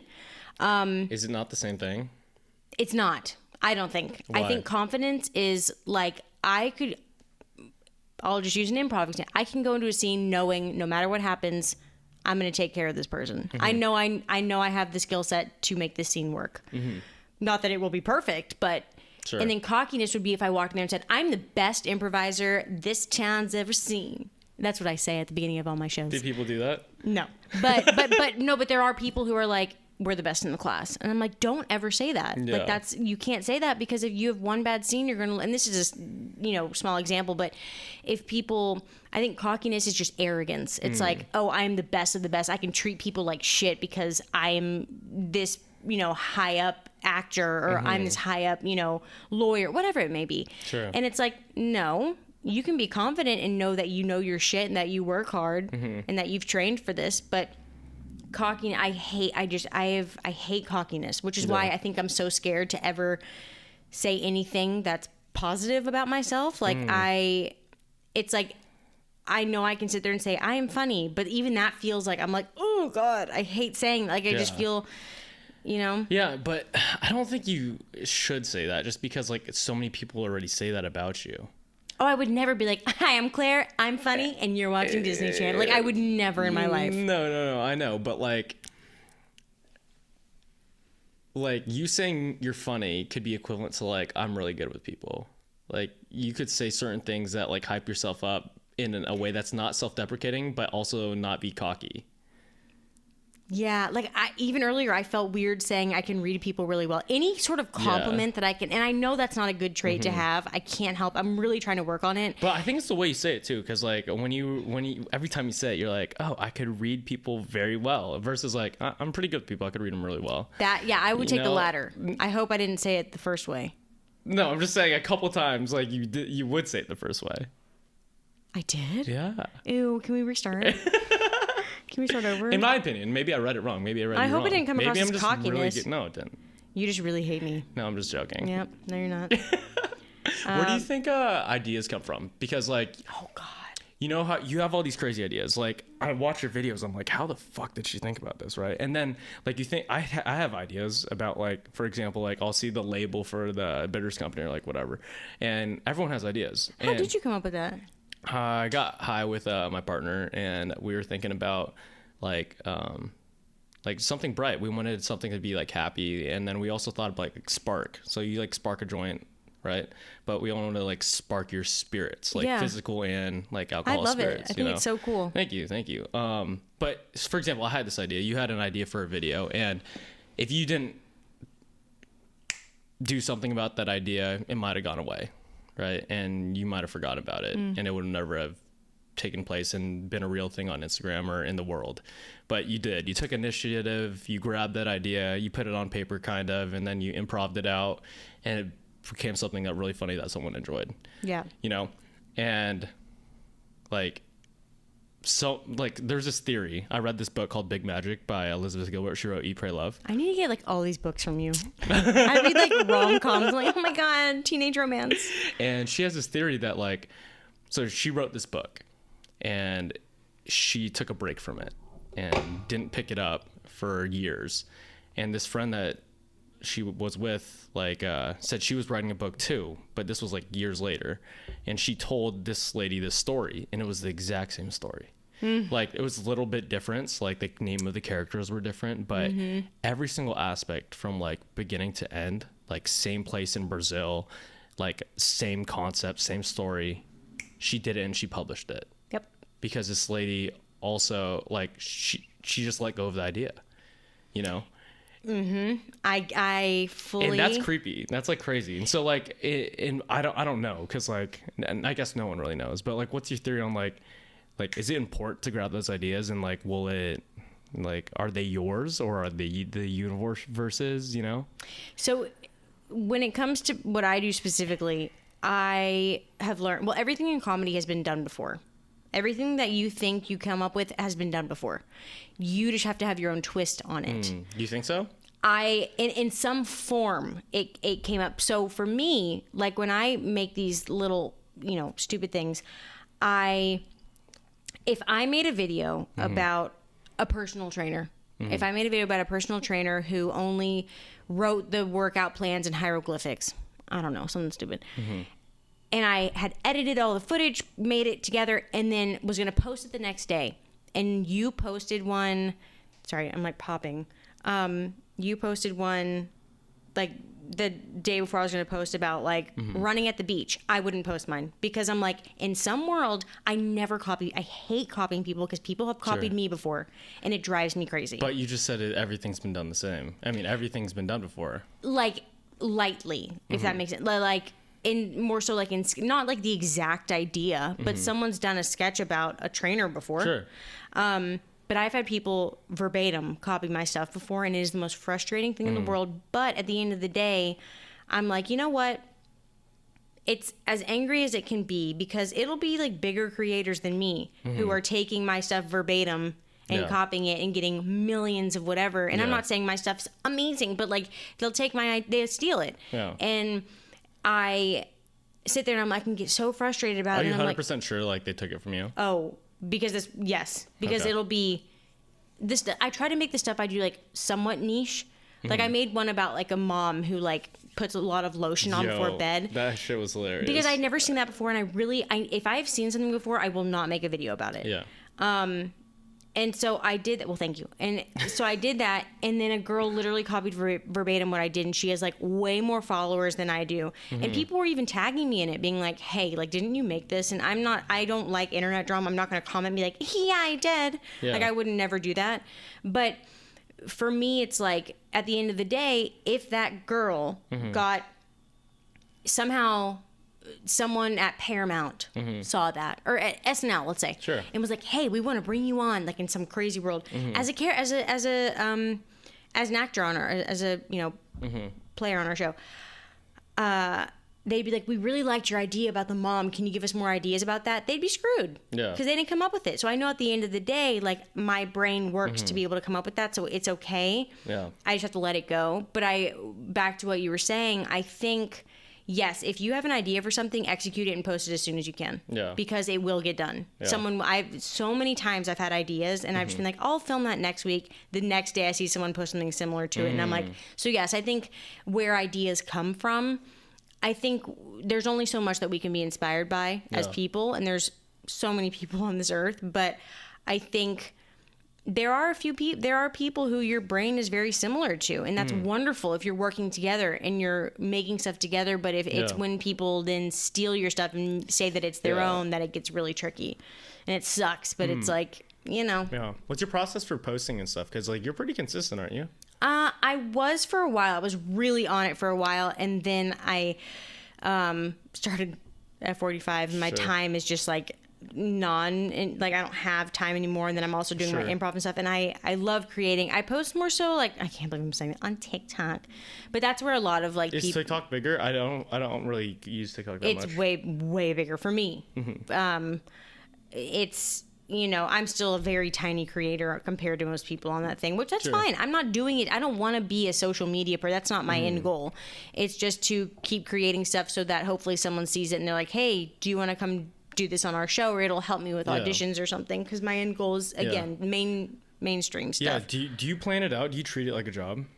Yeah, I do. I try to, because I want to get in the habit of that.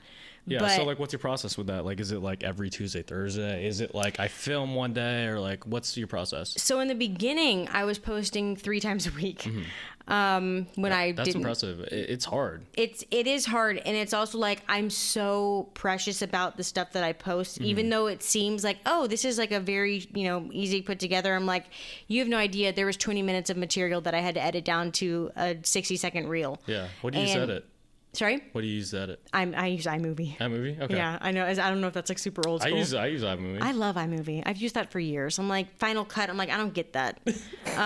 But yeah, so I was doing it really for 3, and that was when I had like no followers, like nothing. And when did you start? I started in like 2020, right when COVID happened, because I was like, I was performing before then, and I was every week I was on. And so you didn't do this before? Okay. I didn't want to. That's like really? Yeah, I do not. I was like, I didn't want to be a social media comedian. I was like, no, I'm a serious, like real comedian, like whatever. But I think because I was back to like coming with ideas every week for like 2 years or 4 years actually. But I was on sketch teams where every week we'd have to come in with like 3 full sketches that we typed out, like all by ourselves, like fully. So you had to have that brain. That's how SNL works. Like they're like every day you have to have new stuff. Yeah. And I didn't want to lose that momentum that I had in my brain. And so I was like, I've gotta, so at first I started like making them just for myself. Yeah. I was just doing it for myself. And then I was like, I'll post these for my friends, like, so they can see it. And then, you know, sometimes, you know, other people would find them, which is great. And TikTok, I will say, is like way easier to get people's attention. But yeah, I was doing that, and it's something that I do take very seriously, even though it may seem like, oh, this is just like an easy little like 2-second thing. And some of them are. Some of them I'm literally, which I found, the ones that you work the least hard on are the ones that do the best. Yeah. It's like the ones that you don't plan out. Huh? Yeah. I'm like, great. Do you get paid for TikTok and stuff yet? No.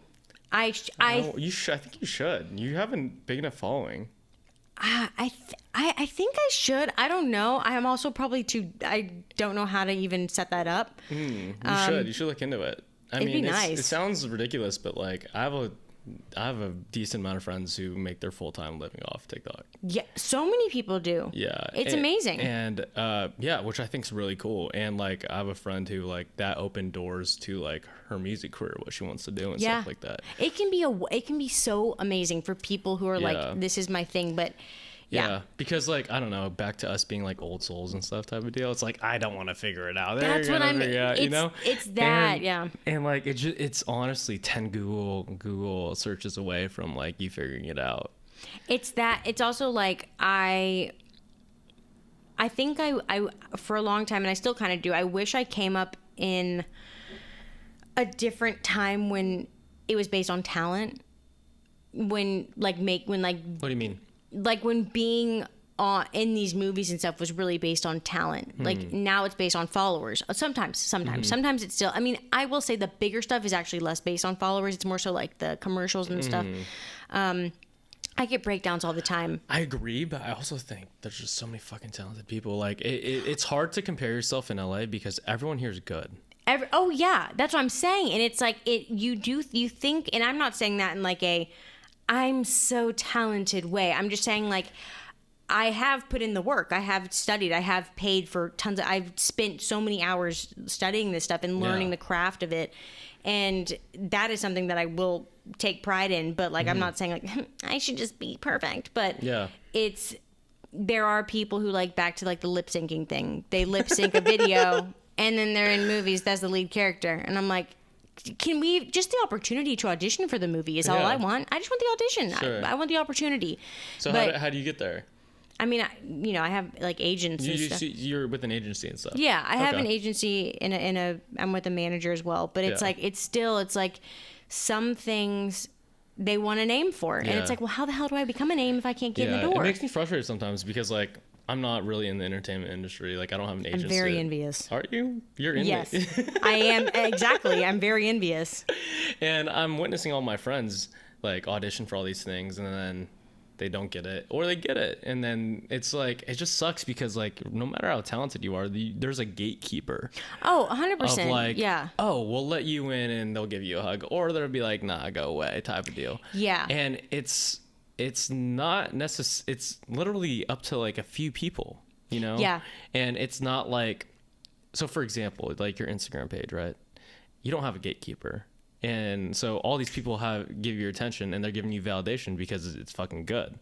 Well, thank you. You know, and there's no gatekeeper for it. So, you know, you have like proof of concept, right? So like, in my opinion, like the only way you could, get there quicker, like to like, oh, like this movie or like whatever you want to do is like make that proof of concept even bigger. So like grow your social even more and figure out how to monetize it, do all these things because, or else you leave that opportunity or that you give that power to the gatekeepers. Yeah, that's very true. And I think what I should have said was, I wish followers didn't affect getting in the door. Yeah. I wish it was still a time when social media, it didn't matter what your presence was. You could still have the opportunity, but now it keeps you from getting opportunities sometimes. Yes. That's what I should have said. It's more so like that gatekeeper thing. Yeah. And that's the thing is that like everyone thinks LA and Hollywood is so big. It's tiny. Yeah. It's tiny. And it's like the more people you know, the better. And it's, you know, I'm also somebody who like, you know, you have to network yourself. And I'm literally saying that I made a video about my grandma saying that to me, but it's true. You do. And I feel very weird talking about myself. Yeah. Which you have to be comfortable talking about it within Hollywood. Yeah, you do. And that's something like I am confident in like my comedy and my performing. Like I know that I work hard and I can do it. Yeah. It's just like, I literally told my agents when I signed with them, I was like, I've been put on a shelf by so many agencies in the past. Like, I promise you, if you get me in that door, I will work harder than anybody in that room. Yeah. I'm so hungry as are so many people here, but it's like, I don't know, you have to have a specific like fire in you because people will be like, do you think you're going to move home? I'm like, you don't get it. Like, this is it. There's no plan B. Thank you. There's no plan B. Yeah. Like, I will be successful in this. It takes time sometimes. Yeah. How do you deal with like people saying that, and how do you deal with people saying no? Like when people say like, oh, like, are you going to move home or are you going to do these things? Or like, I'm not saying that like those negative like verbiages to you and stuff like that, because they do affect a lot of people. Like for me, for the longest time, my family was like, when are you going to get a real job? Or like, when are you going to do all these things? And like those affected me really deeply for a very long time because I was like, fuck, like I'm not making these people proud who like raised me and cared. But like also like this is before like I redefine my paradigm of like what happiness is, like what I want to do for a living and everything like that. But like those for like years would hit me in the gut and be like, fuck, like I'm really sad, like why are they saying this, like it's what I want to do, of course, it's your family. Sure. Like, yeah, which like now I don't give a fuck, but like and you shouldn't. Yeah, but at that time I was like, that was really hurt. So like how do you deal with that? I mean, as far as family goes, I will say I'm very fortunate in that I have a very supportive family. That was just an example, but yeah. But no, but anything. that's true for so many people. Sure. But when I, like, I had a friend of mine from high school said to someone, because I moved out here straight from after high school. I didn't go to college. Oh shit. Yeah, I did like 2 weeks of online or So like you community. you really knew like you wanted to do this. I used to. My mom used to make me text her when I would get to school in high school, and I'd text her and I'd go, "I'm here, but I don't know why I should be in LA." Literally, I was such a little bitch, and I was like, "I should be in LA already." Anyways, she said this. One of our other friends, she goes, "I think Claire's just not ready to leave her mom and her dad," and I was like, "Excuse me." Yeah. So I think for me, the best form of revenge is success. Not that you should want revenge, but it's like, you know, for people who say those things to me, not that that's a lot of people do, but when people ask me, you know, when do you think you'll move home? I go, until I'm at a point in my career where I can live, you know, near my family and then be flown in for movies. Yeah. Until that point, or you know. Anyone who said anything negative in the past, it's all in the acceptance speech. Sure. I've been practicing that shit since I was 4. Yeah. In my shower. Yeah. I'm like, I'd like to thank these specific people and not you. I'm not petty. Do you like LA? I do now. I do not. Okay. I hated it. I hated it my first 2 years. Me too. Hated it. What Any what chance? do you hate about it? Oh God. Well, I didn't have a community. I didn't have my Yeah. friends yet. I hated it because I wasn't doing anything. I wasn't booking. I wasn't, Yeah. you know, and am I still kind of in that position a little bit? I mean, I've done stuff, but now I've found, you know, my family here, my group of people, and I've also grown up a lot. Like, Yeah. I feel like moving out here by yourself kind of forces you to grow up really fast. Yeah, and you did it young. You did it very young. Like, Yeah. I think I moved out here at 19, and that was no. 20, 19, 20, 20, 19, around that time. Yeah. And like some people like Christina like moved out here at 16 or 17 or some shit, and same thing with Yeah. Caitlin, and I'm just like, that's insane. Yeah, I think I was 17. I think because my mom That's had insane. It is, but when you're doing it, you don't think it is. Really? It's weird because I remember people would say that to me. They're like, "That's crazy. Like, that's really brave." And I was like, "Is it?" Like, I feel like this is I what think you it do is. when you. Yeah. But when you want something that bad, like you're like, you don't even see that. You're like, no, this is what I have to do. Yeah. It's like this is I have to be here. Yeah. And so many people were like, "Well, could you, you know?" First of all, if I moved back home, I love my family more than anything. Yeah. I would be so depressed because I would know that I was missing opportunities that I could have been. Why do you think that is for LA? Because like everyone says, like I didn't know like LA was the dance capital of the world, the acting didn't capital either. of the world. Like so many industries are like solely based out of LA. I didn't know dance specific. I've learned so much from our like dancer friends. Yeah. Now I'm like obsessed with dance. Like anytime I watch a video or anything, I'm like, I don't care about the performance. I'm like, do I see any of my friends in the back? You probably will for how many We have so many talented, like amazing dance dancers that we're friends with. Yeah. We're so popular. But no, but I think because LA, yes, everything now specifically is self-tapes, but before that, you would have in-person auditions and you get notified 12 hours before sometimes. So you have to be here. Which is horrible because then the second you book a vacation, you're going to get a million auditions. That's always how it happens. But yeah, I think Have you been into an in-person audition again out here? I went to one in fall of 2020. Okay, so you haven't since fall.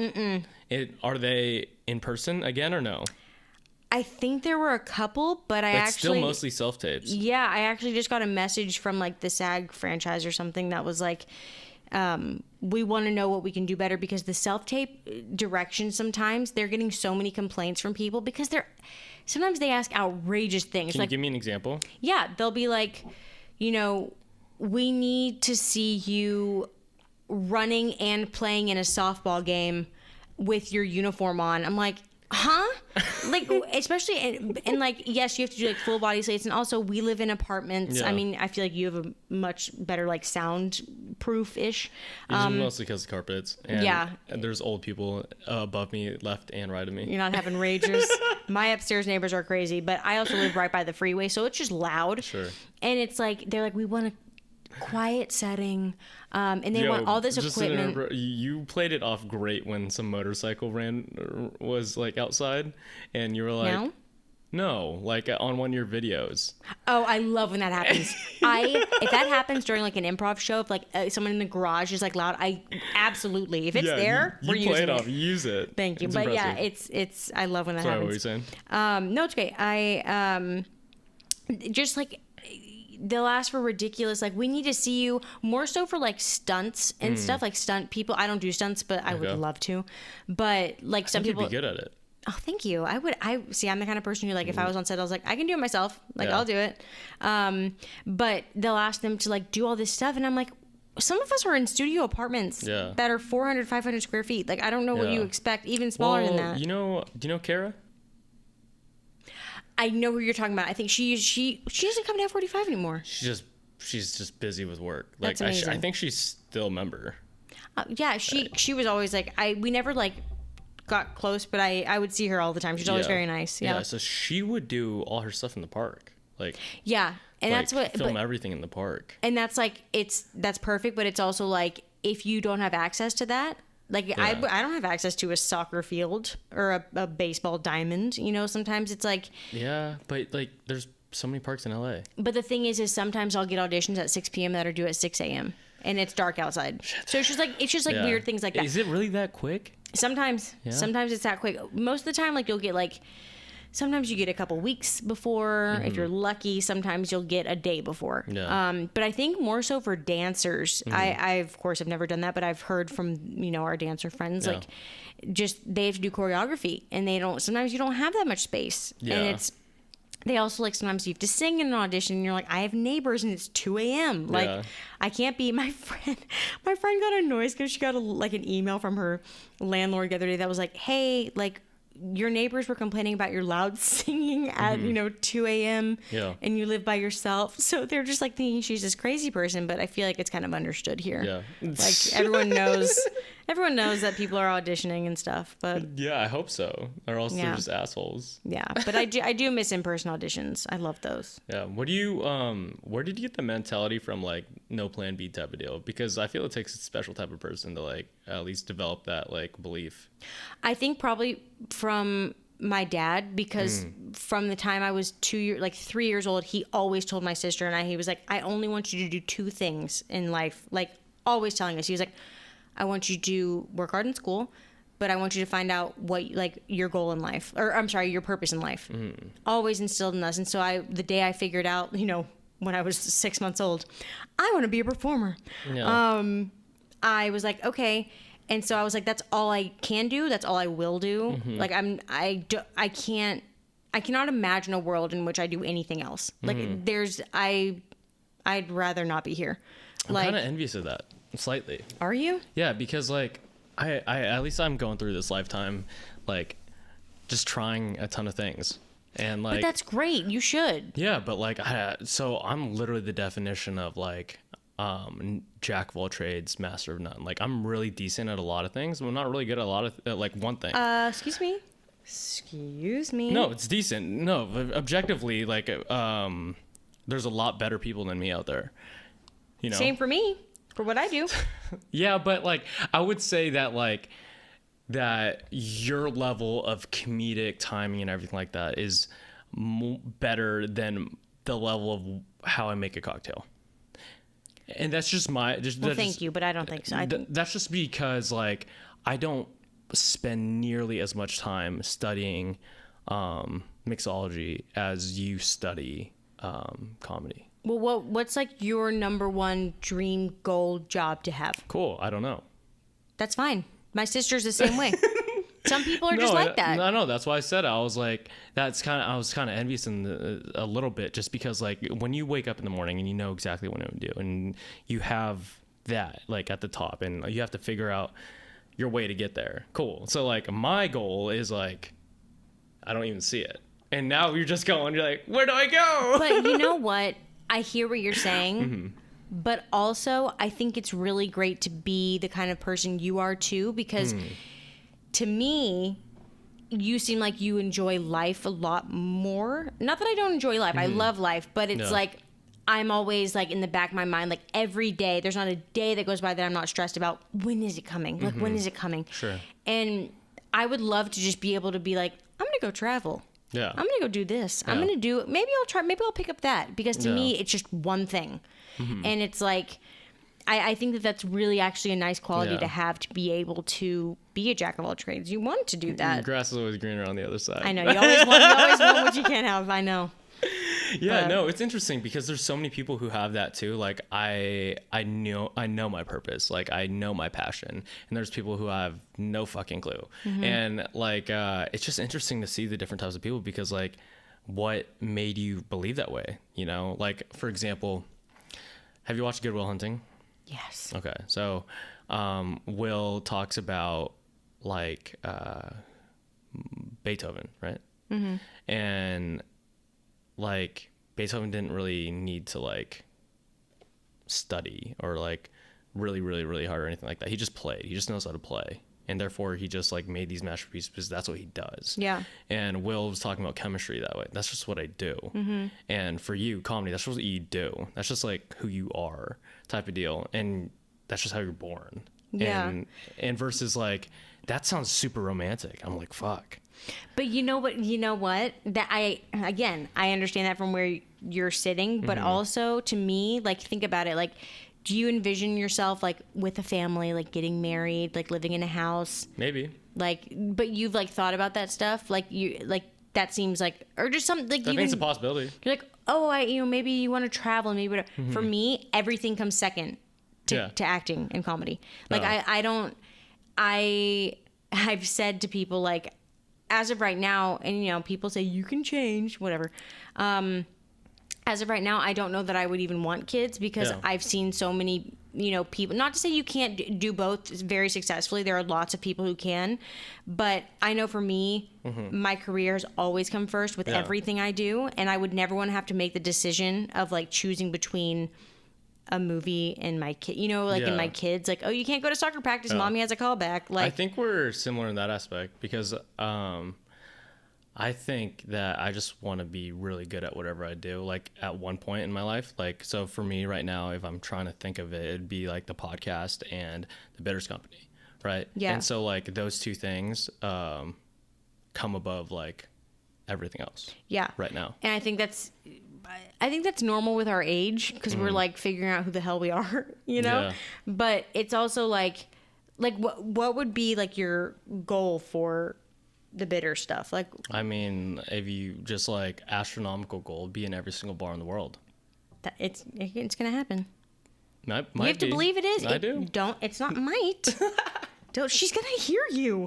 Thanks, there. He said it is. It is. I mean it. No, Yeah. I mean the fact that you've already done that though at 25. Yeah. That's incredible. Most people are still living at home at 25. Yeah. Like, that's amazing. Yeah, but like you can't. It's different. Like I'm so glad I live in LA, because you're not comparing yourself. You're working against other people who have such good work ethic, because to live out here, you have to work hard. If you're not given like daddy's money or anything like that, like you have to work hard, like just to survive. Yeah. Well, everything is. I mean, I had to just recently move out of my apartment because it was so expensive. Yeah. And downsize, which is fine, because I don't care. I'm like, I know that right now, like Jim Carrey said something like, you have to be willing to live a year. I'm butchering this, but like a year in like, a shitty situation to end up having a lifetime of your dream situation or something like that. Sure. Like, you have to be willing to like set your pride aside and be like, okay, I'm going to live in this tiny ass apartment and work 5 part-time jobs, which I was working 3 jobs at the same time, like a few months ago. And it sucks and it's hard, but it's also like, it's going to be worth. It's just part of it. It's like, it's just part of your like. Yeah. It's just like, I don't know, when I went to Europe, it just opened my eyes about like, there's so many people who just chill. I have a friend who's from France, and I asked her, I was like, what would be the number one thing you said is like you would say is different between Americans and Europeans? And she was like, easy. Like, she didn't think about it. She was like, Americans live to work and Europeans work to live. Yeah. Like, we enjoy life, and like we are over here working all the time nonstop. Like most dinners and stuff, like I was there and they're like 5-6 hour long dinners, dude. And I was like, what the fuck?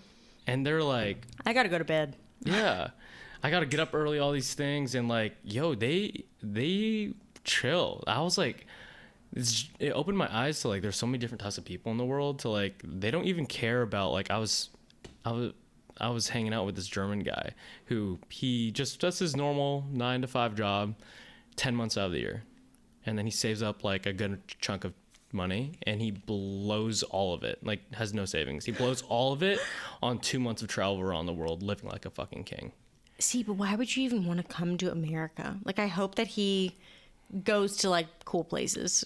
It's like people, you know. Yeah, no, and I was just like, that's so different. I don't know if I want to do that, because like for me, like I feel like achieving things is so fulfilling. Yeah, I feel you. I'm the same way. Like versus finishing a cappuccino at 12 p.m. and you're like, oh, okay, that was a solid day. I think that's yeah.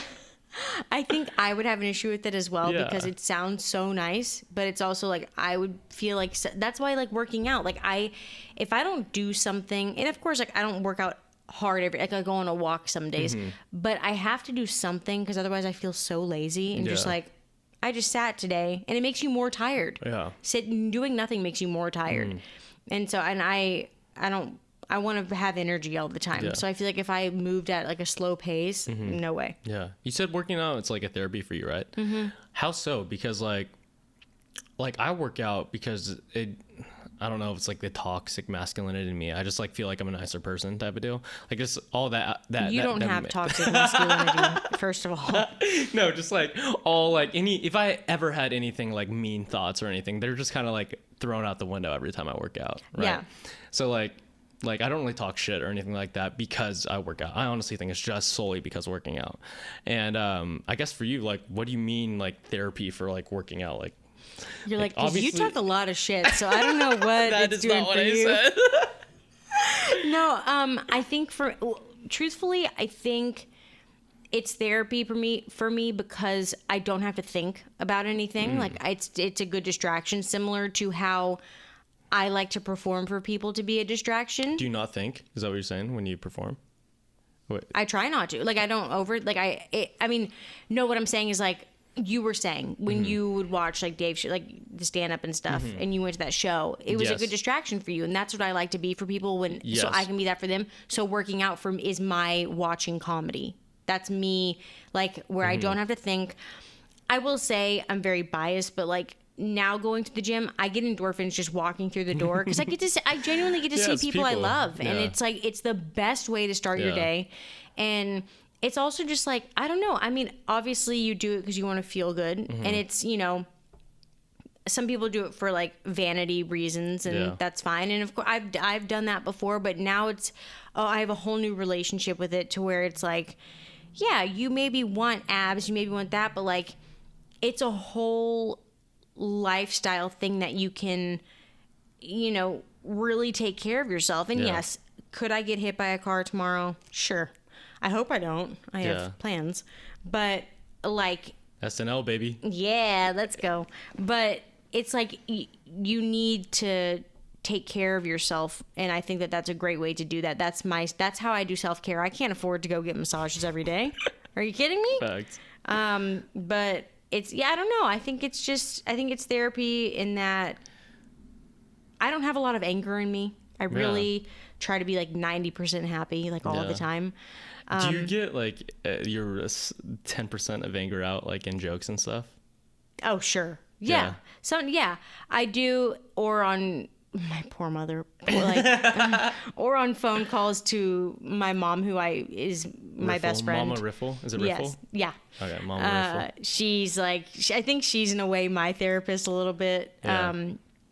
Because our job is a very social job. Like Yeah. training is a very social job, and Yeah. people don't realize that. Yeah. Because people will come into the Teaches you gym. people skills for sure. Like Yeah. I feel like you're like, I mean, for you, I think it was easy, like because easier, because when you're like, you're very good at, when you're doing the talking part of F45. There's if people aren't out there, there's someone who explains the movements, there's someone who demonstrates the movements, and so when Claire, I guess like explains the movements and like something goes wrong or something, she does the and what? And Oh, yes, and. yes, and she does the yes and. Like she's very on her toes like all the time, and it's like I feel like it gives you reps in there too. Like, Well, thank you. That's very nice. But it's because I think people, like, yes, you have to take your job very seriously, but you're human. You're gonna make mistakes. So I would rather laugh at myself than beat myself up and be like, I messed up the fucking demo. Like, look at me. I made an idiot of myself. I'm like, guys, please put your head, like, get it together. Yeah. You know, you have to have fun with people because yes, working out is amazing, but you also have exercises that suck and that are really hard. Yeah. And it's like, I'm going to be honest with you. This isn't like ropes. Fucking hate them. But you're going to get through it. I know you can do it in the best. Yeah. I mean, I know you know this. The best thing in the world is when you see people getting better. And it's just like, Yes. it's so rewarding. Like, yes, is. it's cool for yourself to get better, but watching other people who you It's get so to cool. see their whole journey from an external point of view, it's the best thing in the whole entire world. Yeah. I love it. do you have any advice for, I guess, like a little Claire in Texas who wants to be like a not a comedian, but like do like comedic acting and like whatever in LA, and like it's not that and she doesn't have the support system you did. Like she has like parents who are from a traditional like doctor, lawyer, engineer point, and like, oh, that comedy dream is like impossible. Like, what advice do you have for like that little girl or that little boy out there who has like inspirations that you did of coming out to here, but like they don't have the support system you did? I would say, to be brutally honest, if you have any other passions in this industry, is just something you want to dip your toe in, do the other thing. That's just the honesty of it. But I would say if you're really in this, Why? because this is the hardest. This industry is made for you to fail. Yeah. It's not made for you to succeed. Yeah. And you have to be willing to literally give it your all. And I've seen so many people come up and say, well, if I don't make it by the time I'm 30, I'm leaving. I'm like, leave now. Yeah. You have to be willing to, and also. That's a tough argument though, because like, you know how many, it's tough to get in med school. It's tough to become an engineer. It's tough to become a lawyer too. But you think about the amount of people who were like, I'm going to try to be a doctor, and it was too hard, so they gave up. The thing that I know is true. That happens a lot though. Of course. Yeah. But that's the thing, is that they have other things that they can do and are fine with doing. They're Sure. fine doing other things. I'm not fine doing anything else. Yeah. But I would say the happy, positive piece of advice I would give would be the number one thing that every single actor you look up to have in common is that they never gave up. It sounds so like broad and cheesy, but it's so true. You cannot ever let anyone's voice get into your head. You have to fully believe in yourself.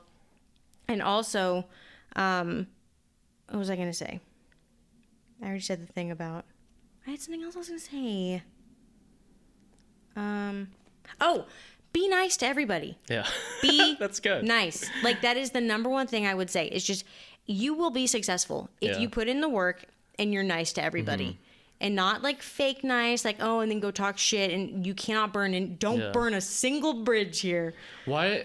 Because that sounds so like objectively easy, be nice to people and stuff like that. And like, why do you think that there's so many people in the city that we've both witnessed? Because like, we've been around like clubs and stuff around here, and we're friends with like good club promoters and like all these things, that there's so many fake people out here. And and we say that because like, it's kind of true. Like, you know, when someone says like, how are you doing?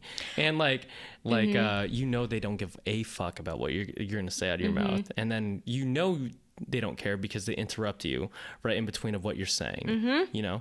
And so like, I'm not just saying that because of like, whatever. It's because they give certain cues that tell you that they don't care. Yeah. Right?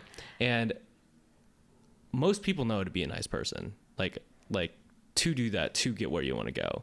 But like, I just don't understand why there's so many people in the city who, or maybe in the world, but mostly in the city, because that's what we know. We can't really speak for other cities, that are like that. It's insecurity, I think, is a big thing. Is it's really easy to be insecure in general, but specifically when you're out here with like the most beautiful people on earth. And I think I don't know. If I knew the answer, I would solve the issue. I am a huge believer in karma. So many. There's so many. There are a lot. There are so many wonderful people, which, I would say, for anybody moving to LA to pursue their dreams, my number one piece of advice would be find your people and don't. It's not. And That's the biggest thing. That's really the biggest thing. I It's the don't biggest think thing. I would survive out here if I didn't have, like, I have family out here. Like, I would say some of the people out here are more family than my family. Yeah, and it's like it was the weirdest day of my life when I put, Eli as my emergency contact over my mom, because he's gonna Let's get there. go, Eli. Shout out, Eli. You guys are so close. I love Eli. He's such a good human. He is truly one of the best humans I know. Like, talking about good people. Like, you Genuinely show up, good. You show up, you say hi. He gives you a bear hug. Like, Yeah. dude, like, he gave me, like, this dude kissed me on the lips when we were drunk one time. I was like, bro, what are you doing? We were at that bar across from, what was it called? I've only went there one time. Residuals. And I was like, dude, I can't okay. wait for this to come out. Oh, yeah, no, He probably doesn't remember it. But. it's so hard to find genuine people here. Yeah. First of all, come to the Valley. Yeah, dude, I love the Valley. I love the Valley. It makes you feel like you're not in LA too. That's exactly why I live here. That is exactly why when I moved here, I was like, I do not want to live in Hollywood. But you're super close. Like you're close enough. 20 minutes away. You're right. 15 You're minutes the away. perfect area. Yeah. But yeah, finding your people. It is hot though. It's very hot. Finding your people is the number. I mean, that was night and day for me. And the saying how some people are in your life for a season is so true. And that doesn't mean it has to end negatively, but sometimes you just move on from people and they were in your life for a purpose or to teach you something. And then you just grow apart and that's fine. Yeah. But then you find the people who you're like, oh, you're a lifer and you're staying with me. Sorry. Yeah. And that makes the world of a difference because it can be my first 2 years here, until I started my comedy classes, I didn't have like friends out here. Yeah. It sucked. Yeah. I was also 17, 18. How was that developing period for you? Because I feel like a 16, 17, 18-year-old girl, like, is a very crucial part of your life to define like who you are, what you want to be, like, social skills stuff too. Like, how did you deal with all that? Like, Yeah, I think, I don't really know. I think it goes back to just being nice to everybody because that's how my parents raised me. And it's just like, there's a saying that's like, mirror, mirror on the wall, I am my mother after all. And it's scary true. No. Yes. You think so? Oh, I am. Because my mom, like, I'll find myself saying things like, I used to get so mad at Do you my think mom. that's for everybody though? No, not for everybody. Okay. I think for some people it can be though. Okay. But like, and my dad too. There's just not a saying that rhymes. Oh. But like, I find myself, I used to get so mad at my mom. Like, we would be at the store and we'd walk in somewhere and everyone would be like, Tori, come over. She's like a celebrity. Like, because she was nice to everybody. Yeah. And everyone, but they would, you come buy this or whatever. Yeah. And then I was like, why are you friends? Like, because then she would take so long talking to all these people. And I'm like, do you have to be friends with everybody? Like, I want to get something and get out. Like, I have to go home and do homework or whatever. You bet your ass. I walk in places now and I'm like, Laureen, how are the kids? I literally walk in and I'm so invested in these people's lives. I am 100% my mom, and I'll admit it. Yeah. And Well, that's a good thing. No, I'm very grateful to be, but but also same with my dad because it's funny because, my parents love each other when my mother is like almost a shopaholic and my dad works in finance. Oh. So it's like opposites attract there. Yeah. But yeah, I think you're kind of forced to, you don't have a choice. If you come out here and you move out here by yourself, you don't have any other option but to grow up because you're going to have to do grown up things and you're going to have to learn by doing and not have, because I couldn't call my parents if something happened in my apartment. I couldn't be like, can you come? Because they're in Texas. Yeah. So I'd be like, what do I do? Like, I guess I have to figure this out myself. And, you learn by figuring it out and being thrown into the deep end and being like, swim. It's so impressive. It is, but it's also like, it sounds really impressive, but in the moment you're just like, what the fuck do I do? Oh, okay, that's what I do when my car light comes on. Cool. Yeah. Back to the nice thing, like, I started saying this a lot, like, it's good to be a person that other people want to be around. Isn't it? Like it's such a good feeling. Like, sometimes I get mad, again, not being cocky or anything. Like, some days I'll wake up and I'll get like 10, 20 messages of like, oh, we hanging out soon or all these things. And it's super overwhelming. And I'm like, fuck. But also, I'm like, wow, I feel so loved. Like, Yeah. like I'll try my best to make as much time for these people as I can. Yep. You know? I totally feel you on that. It's like, Yeah. I just want to hang out by myself today. Like, why do you want to hang out with me? And then you're like, I would rather it be them wanting to hang out with me versus no one wanting Wants to hang out with me, yeah. And I also will say, I think specifically when it comes to like training and stuff, like I don't want to get up at 6:30. I don't want to get up at 5 and go coach at 6:30. Other people get you through workouts for They- sure. There That's one is- thing I love about F45. Yeah, and there are like certain members, like even have you met Haley? She's this really sweet lady. I'll have to introduce. She's so nice. I'm sure you've seen her, but she's been killing it, and she comes to the 6:30 a lot. Okay. And the other day I came up to her and I was like, "Are you coming tomorrow?" Like I'm like, "I need you there. Like I need your energy." She was like, and I don't say this in like a conceited way, but it's like she was like, like I love coming to these workouts because like you make it a positive environment and whatever. So it's almost like, I know that means the world to me, but it's also like, that's what all the coaches do at F40. All of our friends are so sweet. And it's also like, you almost feel like you have a responsibility then. The second you establish I'm a nice person, you from then on have to be that nice person all the time. But it's easy because people, if someone's rude, like I want nothing to do with them. I'm like, okay, bye. Like I'll kill you with kindness and then you can walk away. Sure. Like I only keep people around. I only engage with people who are nice. Like that's. Well, it affects you too. Like if you're around negative energy, like every time, like I don't like being around people who talk shit because like I end up talking shit. Yes, you are your company. You are your company. And then I'll come home and I'm like, why did you talk shit about that person? I know. I totally hear that. And it's like, I remember talking to a friend of mine during COVID and she was like, the industry's over. We're not going to make it because they only care about TikTok followers now and we are whatever. And I was like, you know what? Yeah. Oh my God, you're right. And then I got like super sad. I hung up the phone and then I was like, Claire? No, that's not how we think. Yeah. And I had to flip a switch. And then I was like, this is why I surround myself with only positive people. Sure. Because if you surround yourself with negative people, exactly, you're going to end up being exactly like them. And if you want to be miserable in this life, have a negative mindset. Have fun. That's not how I couldn't. I would be like, I'm going to the hospital, getting a little IV, put me to sleep. And yeah, I think it's important, especially in your line of work too, because like you are dealt with so many no's. More no, but it takes one yes. I mean, that's a saying, but it does. It really does. Yeah, like not everyone. Did you read Matthew McConaughey's book? I didn't. It was super good, but he talks about how like he has an untraditional acting career. He's like, yeah, I went to a bar. Some dude like was like, you want to be in a movie, and then he was in the movie, and then his movie career started. Must be nice. Must be nice, Matthew. And at least he admits to it. But yeah. There's like a lot of people out there who didn't make it until they're like a lot older. Like, I don't think Morgan Freeman did till he was like 50 something. Yeah. Yeah. Yeah. I could sleep on that dude's voice. Like he could just talk and I'll fall asleep. He needs to get on the call in the map. best way possible. Yeah. Let's sleep on that man. I mean, forget him.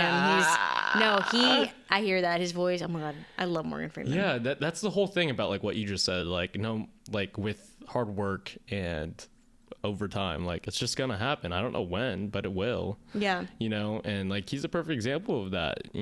Like what's the other girl from Empire? I forgot her name. But I don't know. Like I feel like it's with anything. Like so many people are trying to get that like quick success, and quick meaning within 10 years. And if it's a year, within 10 years. But the thing is, like, if you do something long enough, you're going to get good at it. And if you do something longer than long enough, you are so good that you're better than good at it. And here's how I think with that is like, I would rather it, because it's taken a long time for me. I would rather it take longer for me and me have more longevity in my career versus have it happen overnight and it go away overnight. Yeah. And there's a lot of that. There's a lot of here's your 5 seconds of fame. Not that it's about the fame. No. But like, of course, I want to live in a world where I am able to call the shots and I'm able to direct and write and be in these films and entertain people. Yeah. But it's like, if it's going to take longer, that just means hopefully you're going to have a longer career. No. I hope. Well, we'll see God when we bless. get there. I think we'll end it right there, Miss Claire. Yay! Thank you so much for coming you. in. Where can people find you? Online. Online, yes. On the interweb. TikTok? At Claire Riffle 1. Can you spell it out? CLAIRE F as in Frank, F as in Frank, LE1. Did someone take Claire Riffle and you had to put the 1? Yes. There's one other Claire Riffle in this world. And Is we there really? always, yes. How dare she? Really? Yeah. You should call her and ask her to change her name. I should. I'm going to have her change it to Claire Rifle. Oh, there you go. That'll show her. All right, bitch. Go check Claire out, and we'll see you in the next one, Yay. y'all. Bye. Bye. That was so fun. Yeah.